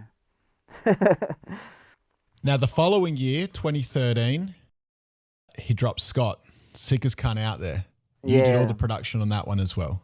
Tell us about that, and also tell us about what your thoughts were with that title, because I thought that was a super clever title. Yeah, well, yeah, that one there, bro, like, to be honest, like, around that time, for that one, man, we were both, like, you know, I don't want to speak for Kerser, but me, like, I was chopping heaps of, like, Xannies, and I was doing some fucked up shit at the time, you know what I mean? Like, it's like I was nearly going back to how I used to be on that album. Like, I felt like at that point, I was, like, nearly borderline crossing back into how I used to be, kind of thing. Like, just because of the drug abuse, you know what I mean? Like, I feel like I was, like, you know, becoming a bit of an addict for the Xannies and that. Like, I was smashing them, mate. Like, I was eating them like lollies every day, bro.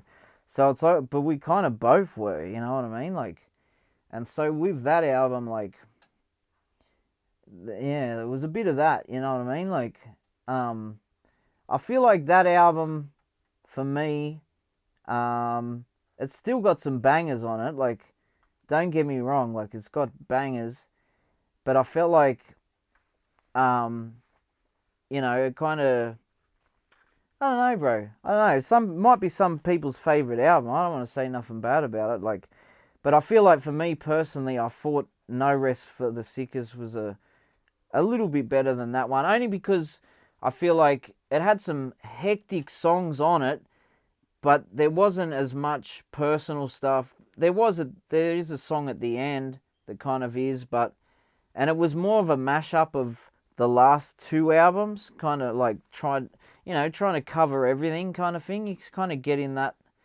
setting where you think, oh, well, the Nebulizer had this, you know, No Rest for the Sickest had this, give them a bit of both, and then try and, you know, you're trying to improve it every time. It becomes harder, like, each time, like, to try and better the last one, you know what I mean? And I think, I don't know, like, me personally, like, Kerser might say something different, but I feel like at the time, Kerser got a little bit cruisier with his writing. You know what I mean? He got a little bit more chilled with the depth of what he was going into, and it was more like not as deep as No Rest for the Sickest, but still held it down. Like, still was a mad album, and he was only getting bigger anyway. It's just like it just kept growing. It's not like it got less and less. It's just, you know, kept going. So, but there is some bangers on there. Like, you know, if you go back, there's a lot of bangers that I still like. You know, there's some mad ones like that Hit My Spliff Tonight with JUF on there. Like, that's actually a favourite beat on there. Like, there's a few mad ones on there. I do like it, and the title, like, I actually came up with it, bro. Eh? Like, it was me who thought of that name, bro. I'm telling you, because we were sitting in the studio and we're around that time, you know, because the album's finished and we're thinking of names, like, what can we call it? And then I was just thinking, like, his name's Scott, you know what I mean? Like, his real name is Scott, you know what I mean? So then I just thought, that abbreviates perfect, like, the sickest cunt out there, you know what I mean? Like, you drop the other T, it's just the sickest cunt out there, like, and I just thought, bro, it's like, perfect name. Like, I said it to him, and bro, he's pretty easy going like that, like, he doesn't really like, oh, no, like, you know, he was more like, yeah, no, it's a mad name, let's just use it, you know what I mean? So, yeah, so that's how the title came about, bro. Like, I thought of the shit, like, but he was sweet with it. He was like, man, that's a mad title, you know. So he was like, let's just do it, like, and then next minute that was the name, you know. The fourth album, King, 2014, and I remember when I seen that was dropping, and then that was a title. The first thing I thought was, fuck, that's a bold title. Yeah. Tell us about working on that record, because I think that was the last record that you worked on with Kerser, or Yeah, that was pretty much the last one, you know. I remember he wanted to call it King because he a lot of the fans that he had, his nickname was King Curse, you know what I mean? Like, that's kind of what they called him online, you know, and a lot of his fans were calling him King Curse, you know, like, so he was like, you know, he wanted to have something to do with King in the title, you know what I mean? And we're coming up with different ones, like, and then I remember he just said, fuck it, let's just call it King, you know what I mean? Like, just King, that's it. And I thought, nah, that's a good one. Like, he come up with that one, you know what I mean? Like, and I thought, yeah, no, that it is bold, like, to name yourself the King. Like, you know what I mean? It is bold. But when you think about, like, what he'd sort of done in that time frame, so that was only, like, 2011 to 14, he was one of the biggest. Like, there's no one... And he was the... Okay, you could say maybe Hilltop Hoods might have been maybe a little bit bigger, as, like, possibly bigger, but he was the only artist on his own that was probably the biggest, and the biggest talking about the shit he talks about. No one was bigger, you know what I mean? He was like, so he was the king of what he did, you know what I mean? Like, he was the king, like, so it's the title suited, bro, like. And what do you think about the music? How, out of the 4 records, you know, is it one of your favorite Kerser records? You know, how do you feel about the actual album? King to me, I felt like was a improvement off Scott. Like, personally, you know what I mean? Other people might disagree. Like, some people might think Scott is the best. You know what I mean? Like, I'm not going to argue who thinks which album's better, because everyone... That's the thing with music I've come to realize. Like, you could do a song and you think it's like the maddest song, and then you do another song on another song on the album, and you think, oh, that one's not as good. That's weak. And you know what I mean? And the one you think's weak is the one everyone likes. So you can never say what is better. But personally, I felt like King was an improvement on Scott production wise, the sound, recording, sound, the mix, everything. The lyrics I felt like picked up a bit too, because he started getting it more personal again, and then brought some story shit into it and that, and then it just, to me, I like King better. Like, I feel like, it was an improvement off Scott to me personally, you know, and he'd really sort of got to the point where he knew like he was the king, you know what I mean? So it's like it comes out in that album, like you know what I mean? Even though they're all cocky, like, but that one was like, it's like he knew, you know what I mean? Like, yeah. And then, so that was the last record that you and Kerser worked on together? Yeah, yeah. And then, so why was that the last one? Oh, it was kind of like, just, it was more of a, I guess, kind of like money things come into it a bit. It kind of got in the way of the music. Like, I'm telling you, bro, like, to be honest, like, the album that we started on after King, that would have been 2015.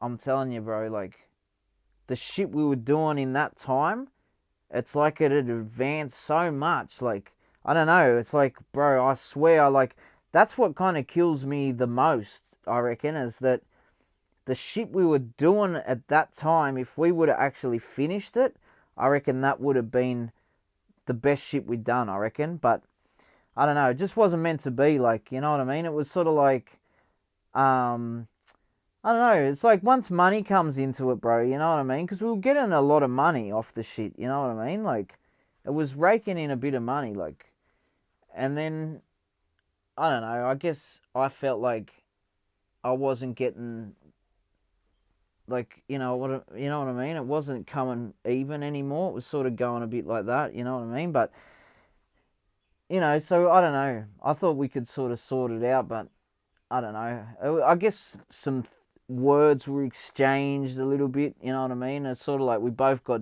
cut a bit, and then, I don't know, I guess pride got in the way, and then he was like, fuck you, I don't need you, and then, you know, I was kind of the same, I don't need you, blah, blah, blah, like, fuck it, you know what I mean? So we kind of went our separate ways. Like, I kind of wish we could have sorted it out, because I feel like, to me personally, I felt like Kerser was a mate, you know what I mean? Like, I felt like he was my mate, so it wasn't just a business thing. So I thought we didn't even talk about it face to face, like, it become this text message battle, you know what I mean? Of just, fuck you, this, that, blah, blah, blah, like, and that's it. We just kind of drifted apart, and I think I said some shit that probably cut him, and, you know, he said some shit that probably cut me, you know what I mean? I was just thinking, oh, fuck you, I don't need you, blah, blah, blah, and then he was like, fuck you, I don't need you, so it kind of went down that path a little bit, but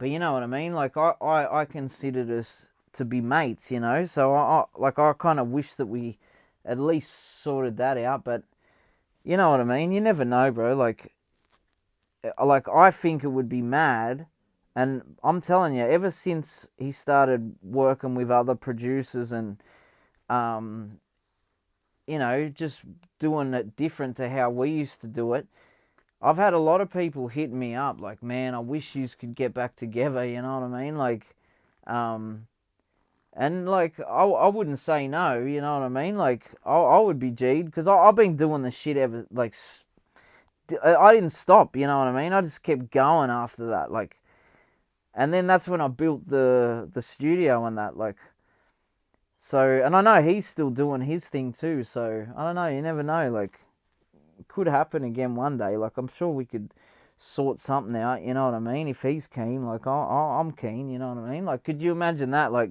Nebulizer 2, you know what I mean? Like, bro, that shit would be huge, I reckon, you know what I mean? Like, so you never know, bro, like, you know, he's got my Instagram, he can hit me up, or if, you know, I feel like it's one of those things where, like, you don't want to be the one to like say it and then you get shut down, you know what I mean? Because then you look like a dickhead, you know what I mean? So, I don't know, you never know, bro.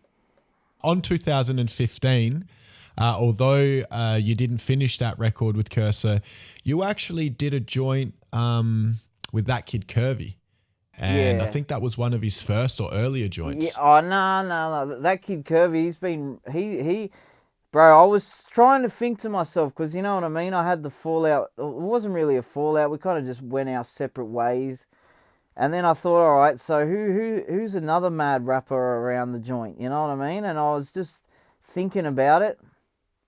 And then I thought, man, Curvy's hectic, you know what I mean? And I've always liked him, you know what I mean? Like, because he was the guy who his video blew up on YouTube like around the same time Kerser did the nebulizer. It was the 16-year-old or 15-year-old rapper from Australia, blah blah blah. It was him, and he was in like his room just rapping on YouTube, like, and that would got big, like it blew up, you know what I mean? So he'd always done these rap videos where we'd rap to his lappy or his phone. I don't know how he recorded. I think onto his lappy, and he would just upload them, and they were getting big views. Like they were getting like 250,000, 500,000 views. Like he was massive. Like, and then I guess as time went on, he's always doing shit. Like Curvy, that's why I kind of thought he would be good to work with.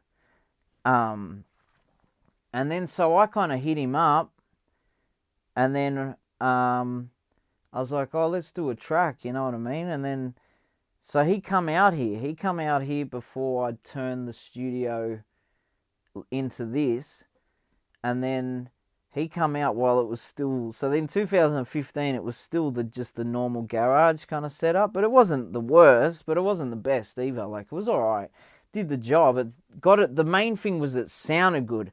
I didn't give a fuck about how it looked, as long as it sounded good, you know what I mean? And then so so he come around, we recorded I can't remember what the song was called now, but I remember we did the song, They Know, yeah, that's it, yeah. Yeah, sorry, Gerby, if I got, bro, my memory's fucked. So I went out to Claymore, where he's from, we did the clip, and then, and bro, that shit blew up too. That was like, boom, blew up. But you know what I mean? That was because of, he was just he was building his buzz too, bro, you know what I mean? And then, because it was 2015, because I was kind of free again, like, and I had a little bit more spare time because I wasn't finishing the Kerser album, I ended up like hooking back up with Psalm. So that was the first album, That's Them album, we did since the 2010. So it'd been 5 years we did Taking Care of Business. So that was the That's Them album. And then, so I pretty much just worked on that for the rest of 2015. And then that actually went pretty good. Like, we didn't do a lot of touring off it like we normally would, only because of where we both were, you know what I mean, at the time. Because when we did the other albums, like, we were kind of younger, but at this stage, bro, like, I've already got, like, I had 3 kids at the time, so, you know what I mean? And Sam had 2 kids, and like he was like a manager of this company, and you know what I mean? It doesn't leave a lot of time to just, oh, let's go touring, you know what I mean? Let's go like to Tassie or whatever. And so we did a couple of shows, but it was a bit more low key, but it still got received good. It's still our most highest streamed album out of them all. Like a lot of people say that's our best shit, even though it's so different to our earlier shit production wise, you know what I mean?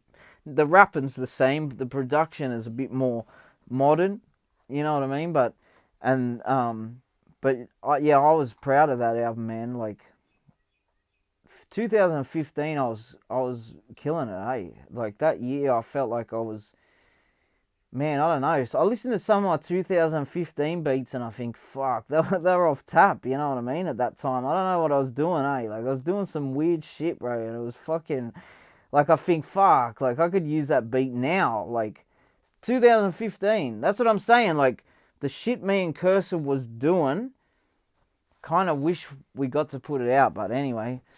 But yeah, so 2015, I did the That's Them, Taking Care of Business. Then 2016, that was kind of a little bit of a break. Like, because I was like, man, I need to build a fucking studio, you know what I mean? Like, so I just put all my time in. That took like the whole year to build that shit, because me and my mate, and, you know, I had people come in and all the, you know, all the shit you got to do, like, to build a studio. Like, it's time consuming, and, you know what I mean? So I couldn't do a lot in that year. I couldn't record anything or nothing, like, and I had a lappy. I was still making beats. Like, I had a lappy, I'd still make beats, but I couldn't produce anything, you know what I mean? I couldn't do an album or nothing. Through the working with that kid Curvy, is that how you met TKO? Because I know that you also did some work with him not long after, I think. Well, so me and Curvy, we only did the one song. Like, I kind of feel bad that we never... Oh, actually, no, he did. He come and recorded a few songs. We did a few songs. So, but then, for whatever reason, I think it was because I was so consumed by doing the next That's Them album. It was kind of like, fuck, I was juggling, you know, my time, and I was like, fuck, I didn't have a lot of time, you know what I mean? So I thought, man, I can't really give it the focus that I wanted to give it to work with him, you know what I mean? I was hoping we could do at least an album, you know what I mean?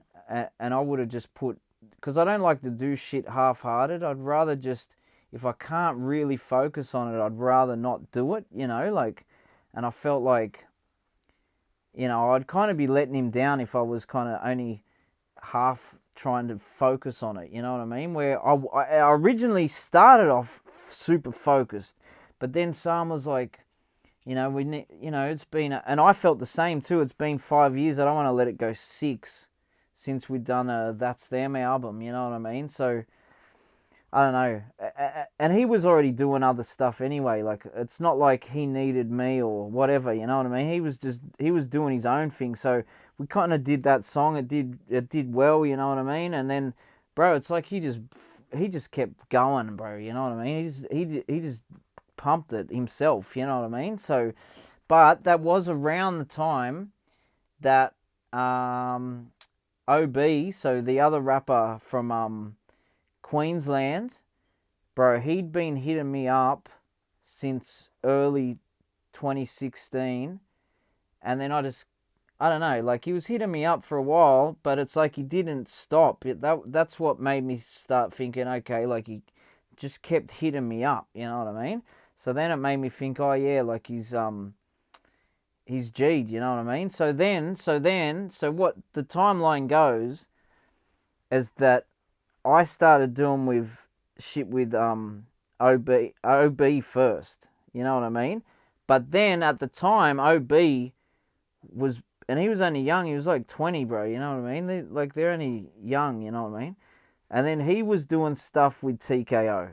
So they were doing shit, and OB was getting a mad buzz. Then we did an album. We did Mixed Emotions. So what I did with that album, so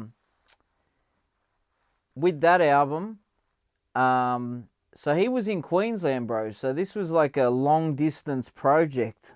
You know what I mean? So it was like the first time, like I've done tracks long distance and that, but this was the first time, oh yeah, I'm doing an artist with someone, an album with an artist I'd never met, you know what I mean? But we talked and that on the phone or whatever. And then, so I just sent him all the beats. He'd pick the ones he wanted. He wrote to them. And then the mad thing about him is he could sort of sing as well. So it was like some of the hooks he'd sort of sing and that.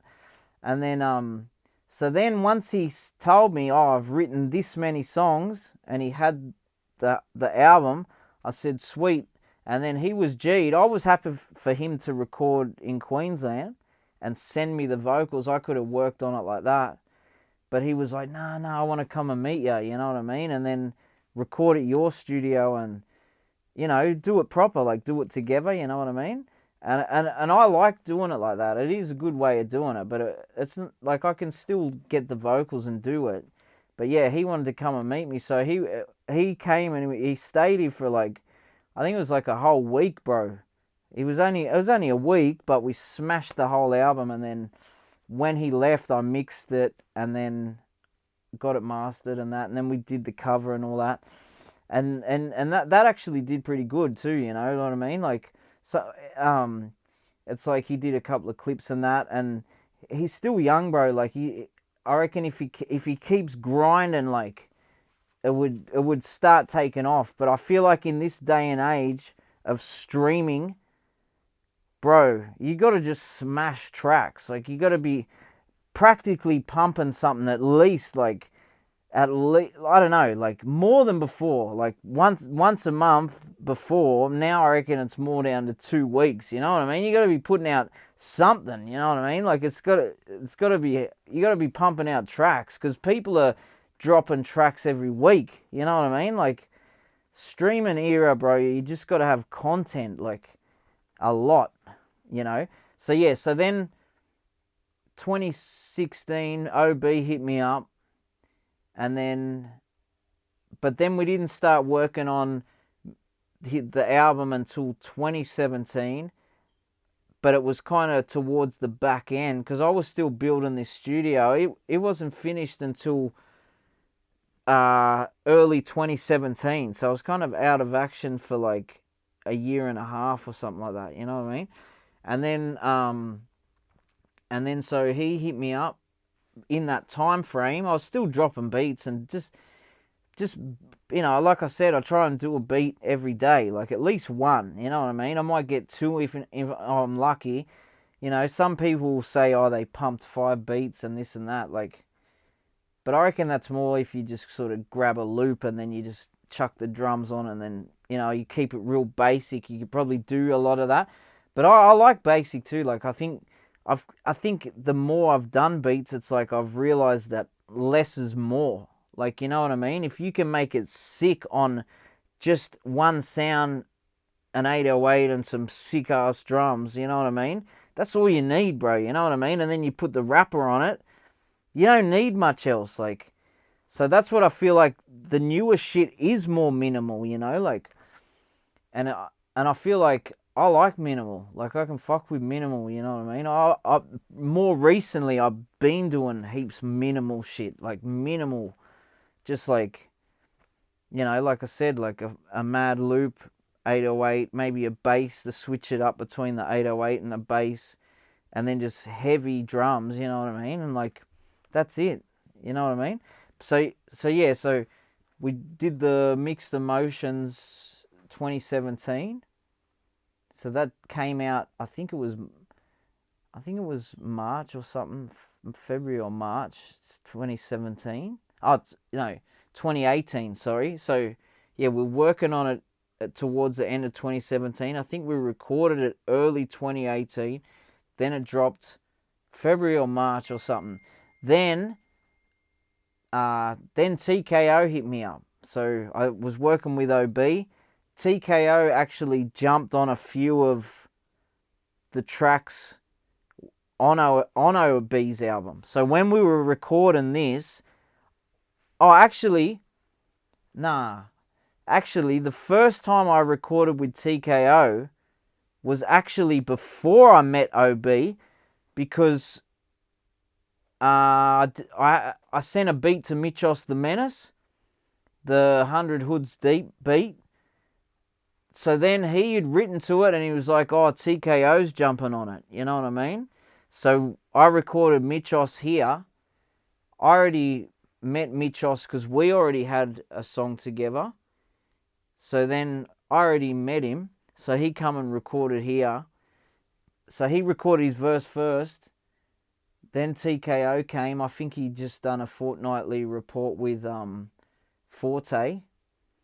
So then he come and recorded, bro, and I'm telling you, like, it was all happening. Like, I thought, yeah, this is going to be mad. But then the fucked up thing was, the file just vanished. Like, the session just shut down. And I was like, bro, we're going to have to fucking start again. Like, it was ridiculous, bro. We already spent recording Mitchos. Then we waited for TKO. He came. He smashed it.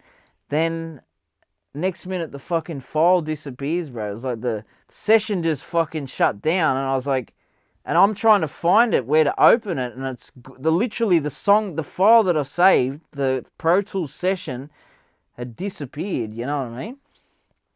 And I was like, fuck. So then we had to literally start again, you know what I mean? So Mitchos record his verse again. But this wasn't over like a short time frame. This was over a couple of hours. And by then, you know, people were like getting tired. You know what I mean? I think people were like starting to get drunk. And you know what I mean? It was a different atmosphere by the time we recorded it the second time to the first time. And I always felt like, the second recording wasn't as good as the first one, but I thought I can work with it, you know what I mean? But then, thank fuck, the next morning, they left, and I was looking on my computer. I thought, man, I've got to find this fucking recording, bro, you know what I mean?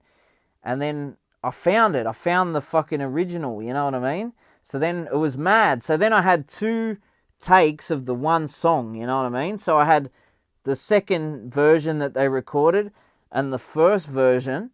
So then what I did, it's like I just imported both their vocals from each session into one session, and then I just selected my favorite bits, you know what I mean? Like, out of their delivery to get the strongest takes, you know what I mean? And then, yeah, so that song come out pretty mad, I reckon, like, because, you know, it's like when you work with someone the first time, you don't want to do a shit job, you know what I mean? You want to show them, like, you know, I know what the fuck I'm doing kind of thing, you know? You don't want to... Your first impression matters, you know what I mean? So I think TKO was so G'd that how that turned out. He was a mad cunt. He was like, oh, I want to do an album. Like, can you do one? Like... And I was like, yeah, like I was finishing OB's one. I said, after your one, I'll do your one. You know what I mean? Like, we'll kick your album off. And so then I went from doing the Mixed Emotions, and then his album was, so it was TKO's second album. So it was Against All Odds. So I was just sending him beats, you know, like I was sending him beats, and he was the first one in a while that I seen like Kerser that could just pump shit fast. Like, I feel like when people take too long, they either haven't got the bars, or they got too much other shit going on, you know what I mean? But I feel like if someone gets a beat and they just smash it out, you kind of know, it makes me get G'd because I feel like they're hungry, you know what I mean? Like, and he would just smash them nearly as quick as freaking Kerser, bro. Like, he'd just smash them and call back, and he's got the verse, you know? And then he didn't fuck around, he'd come and record. And the thing with TKO, he could come and record, and he would just be one take, boom, just bang, there it is, like, and he's just fucking knocked out the whole shit, you know what I mean? I'm like, bro, he just... And then if you said, oh, nah, can you do it again? Like, he could do it, and he would do the same thing again, like, just bang, just smash it, you know? So he was very good to work with, like, and so we ended up doing... So 2018, I went pretty hard, like, so I did Mixed Emotions, then I did Against All Odds, the TKO one. Then I did the one with TKO. Oh, sorry. Wait. Yeah, so I did Against All Odds. Then I did another OB one in the same year. Let Me Get Mine. So I did another album with OB that was more like an R&B. Because remember I told you could, like, sing? So he wanted to do it too, like, so he wanted to do it and I wanted to do it. We both come up with the idea, fuck doing a rap album, you know what I mean? I said, bro, you can sing, like, let's just do an R&B one, see how it goes, you know what I mean? Like, just for something fun. I said, man, you can sing, let's do some R&B shit, like. So that album, I actually really tried to switch it up and just focus on him singing. So there was Mixed Emotions, Against All Odds, Let Me Get Mine. So that's already 3 albums in 1 year. Then at the end of the year, I started the Root of All Evil. So that was another TKO one with King AK, the guy from this rapper from Queensland, the Gold Coast. So, bro, that was another one I smashed out. So the Against All Odds hit number 1. The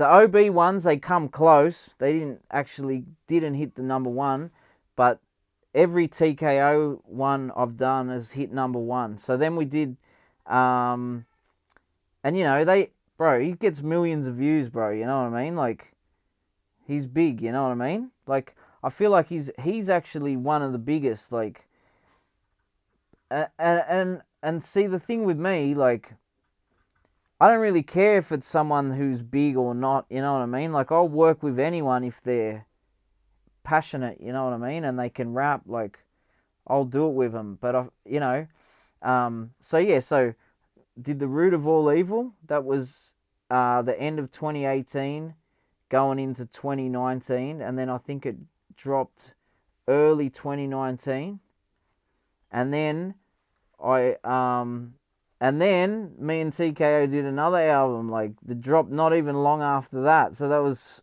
Split Personality. So that's 2019. So that's 2 in 2019. Then there was this other young lad that I've been working with lately, D-Knots, this guy from Western Australia, bro, eh? So I think it was his brother kept inboxing me, like, and he was like, bro, like, have you heard this guy?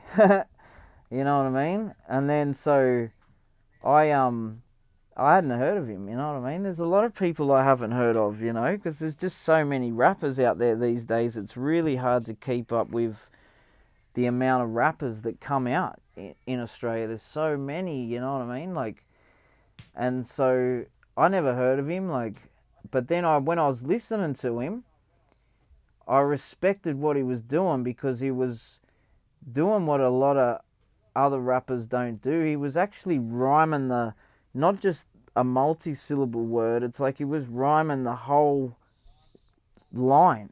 You know what I mean? Like, if you go something, something, then you rhyme this word, da-da-da, like, and you're rhyming 2 words, but he was rhyming the words in between and the N words, like, so the whole thing's rhyming like this, you know what I mean?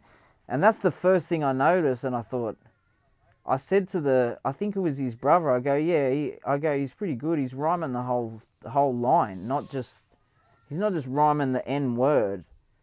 You know what I mean? Like, I'm going to the bus stop, like, you know what I mean?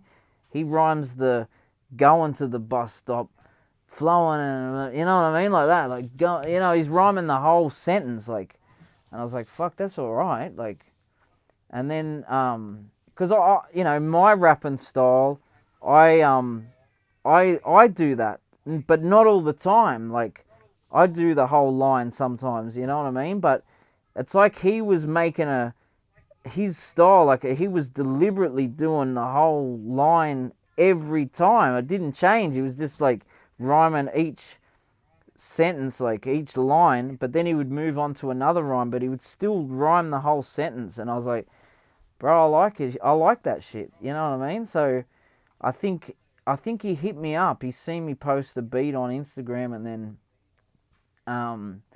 he was like, oh, bro, like, you know, you got any beats or whatever? And then I said, yeah, we'll do a song. So we did one song, and then next minute, bro, like, it was just, I just kept sending him beats, because you know what I mean. If I'm with someone that fucks with me, you know what I mean, like, and I like their shit too, and it's happening, like, you got to get it off the ground, you know what I mean? Like, if it's taking too long to get back to you, it kind of fizzles out. But if they come back with lyrics, I think you come back the next day. So then I was like, fuck, he already wrote to it. Like, let's just keep going. So I just kept sending him more beats. He kept writing to them. And so he was recording them in Western Australia, and he was just sending them to me, you know. And then, so then before you know it, like one song, I was like, bro, we might as well just do an album, you know what I mean? So we ended up doing an album, and that was the Price of Living. So that was another 3 albums in 2019, and then this year we dropped another one. Like,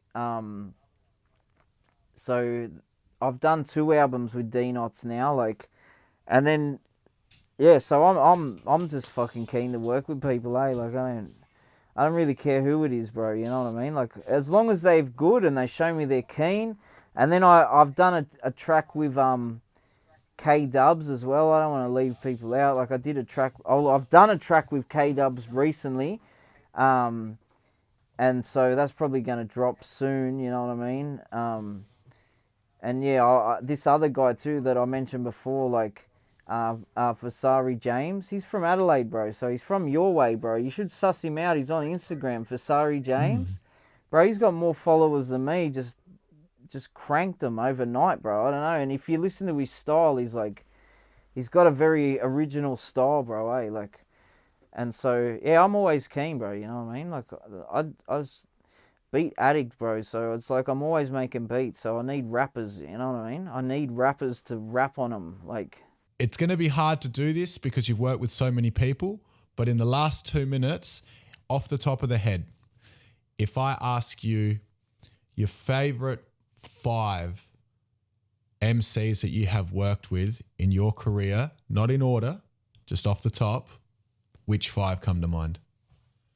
Well, Sam, of course, because, you know, he's from That's Them, you know what I mean? Yeah, so Sam, TKO for sure, Kerser, bro, fuck, you're making it hard, man. Because people are probably going to get cut, you know what I mean? Definitely D-Knots, because he's a good bloke, bro, you know what I mean? So who we got? Sam, TKO, Kerser, D-Knots, fuck, and I'll say OB as well. OB, because he's hectic, bro. He can sing and rap, and you know what I mean. Like, so yeah. And I guess in terms of the older generation, your top 5 artists of all time, and then in terms of the new generation, your top 5 artists now. Probably fuck, bro. I swear, the older generation, like as in rappers, I used to really like, I used to think Pegs was hectic, you know what I mean? So, probably Lyrical Commission, Lazy Grey, fuck. I'm just going to throw Death Wish Cast in there because they're from Sydney, you know what I mean? Like, and Terra Firma. Oh, wait. Yeah, Terra Firma. And then top 5 favourite of the current era now. Bro, I reckon of the current, I reckon Spaniard, like that Spaniard guy. I would say Curvy.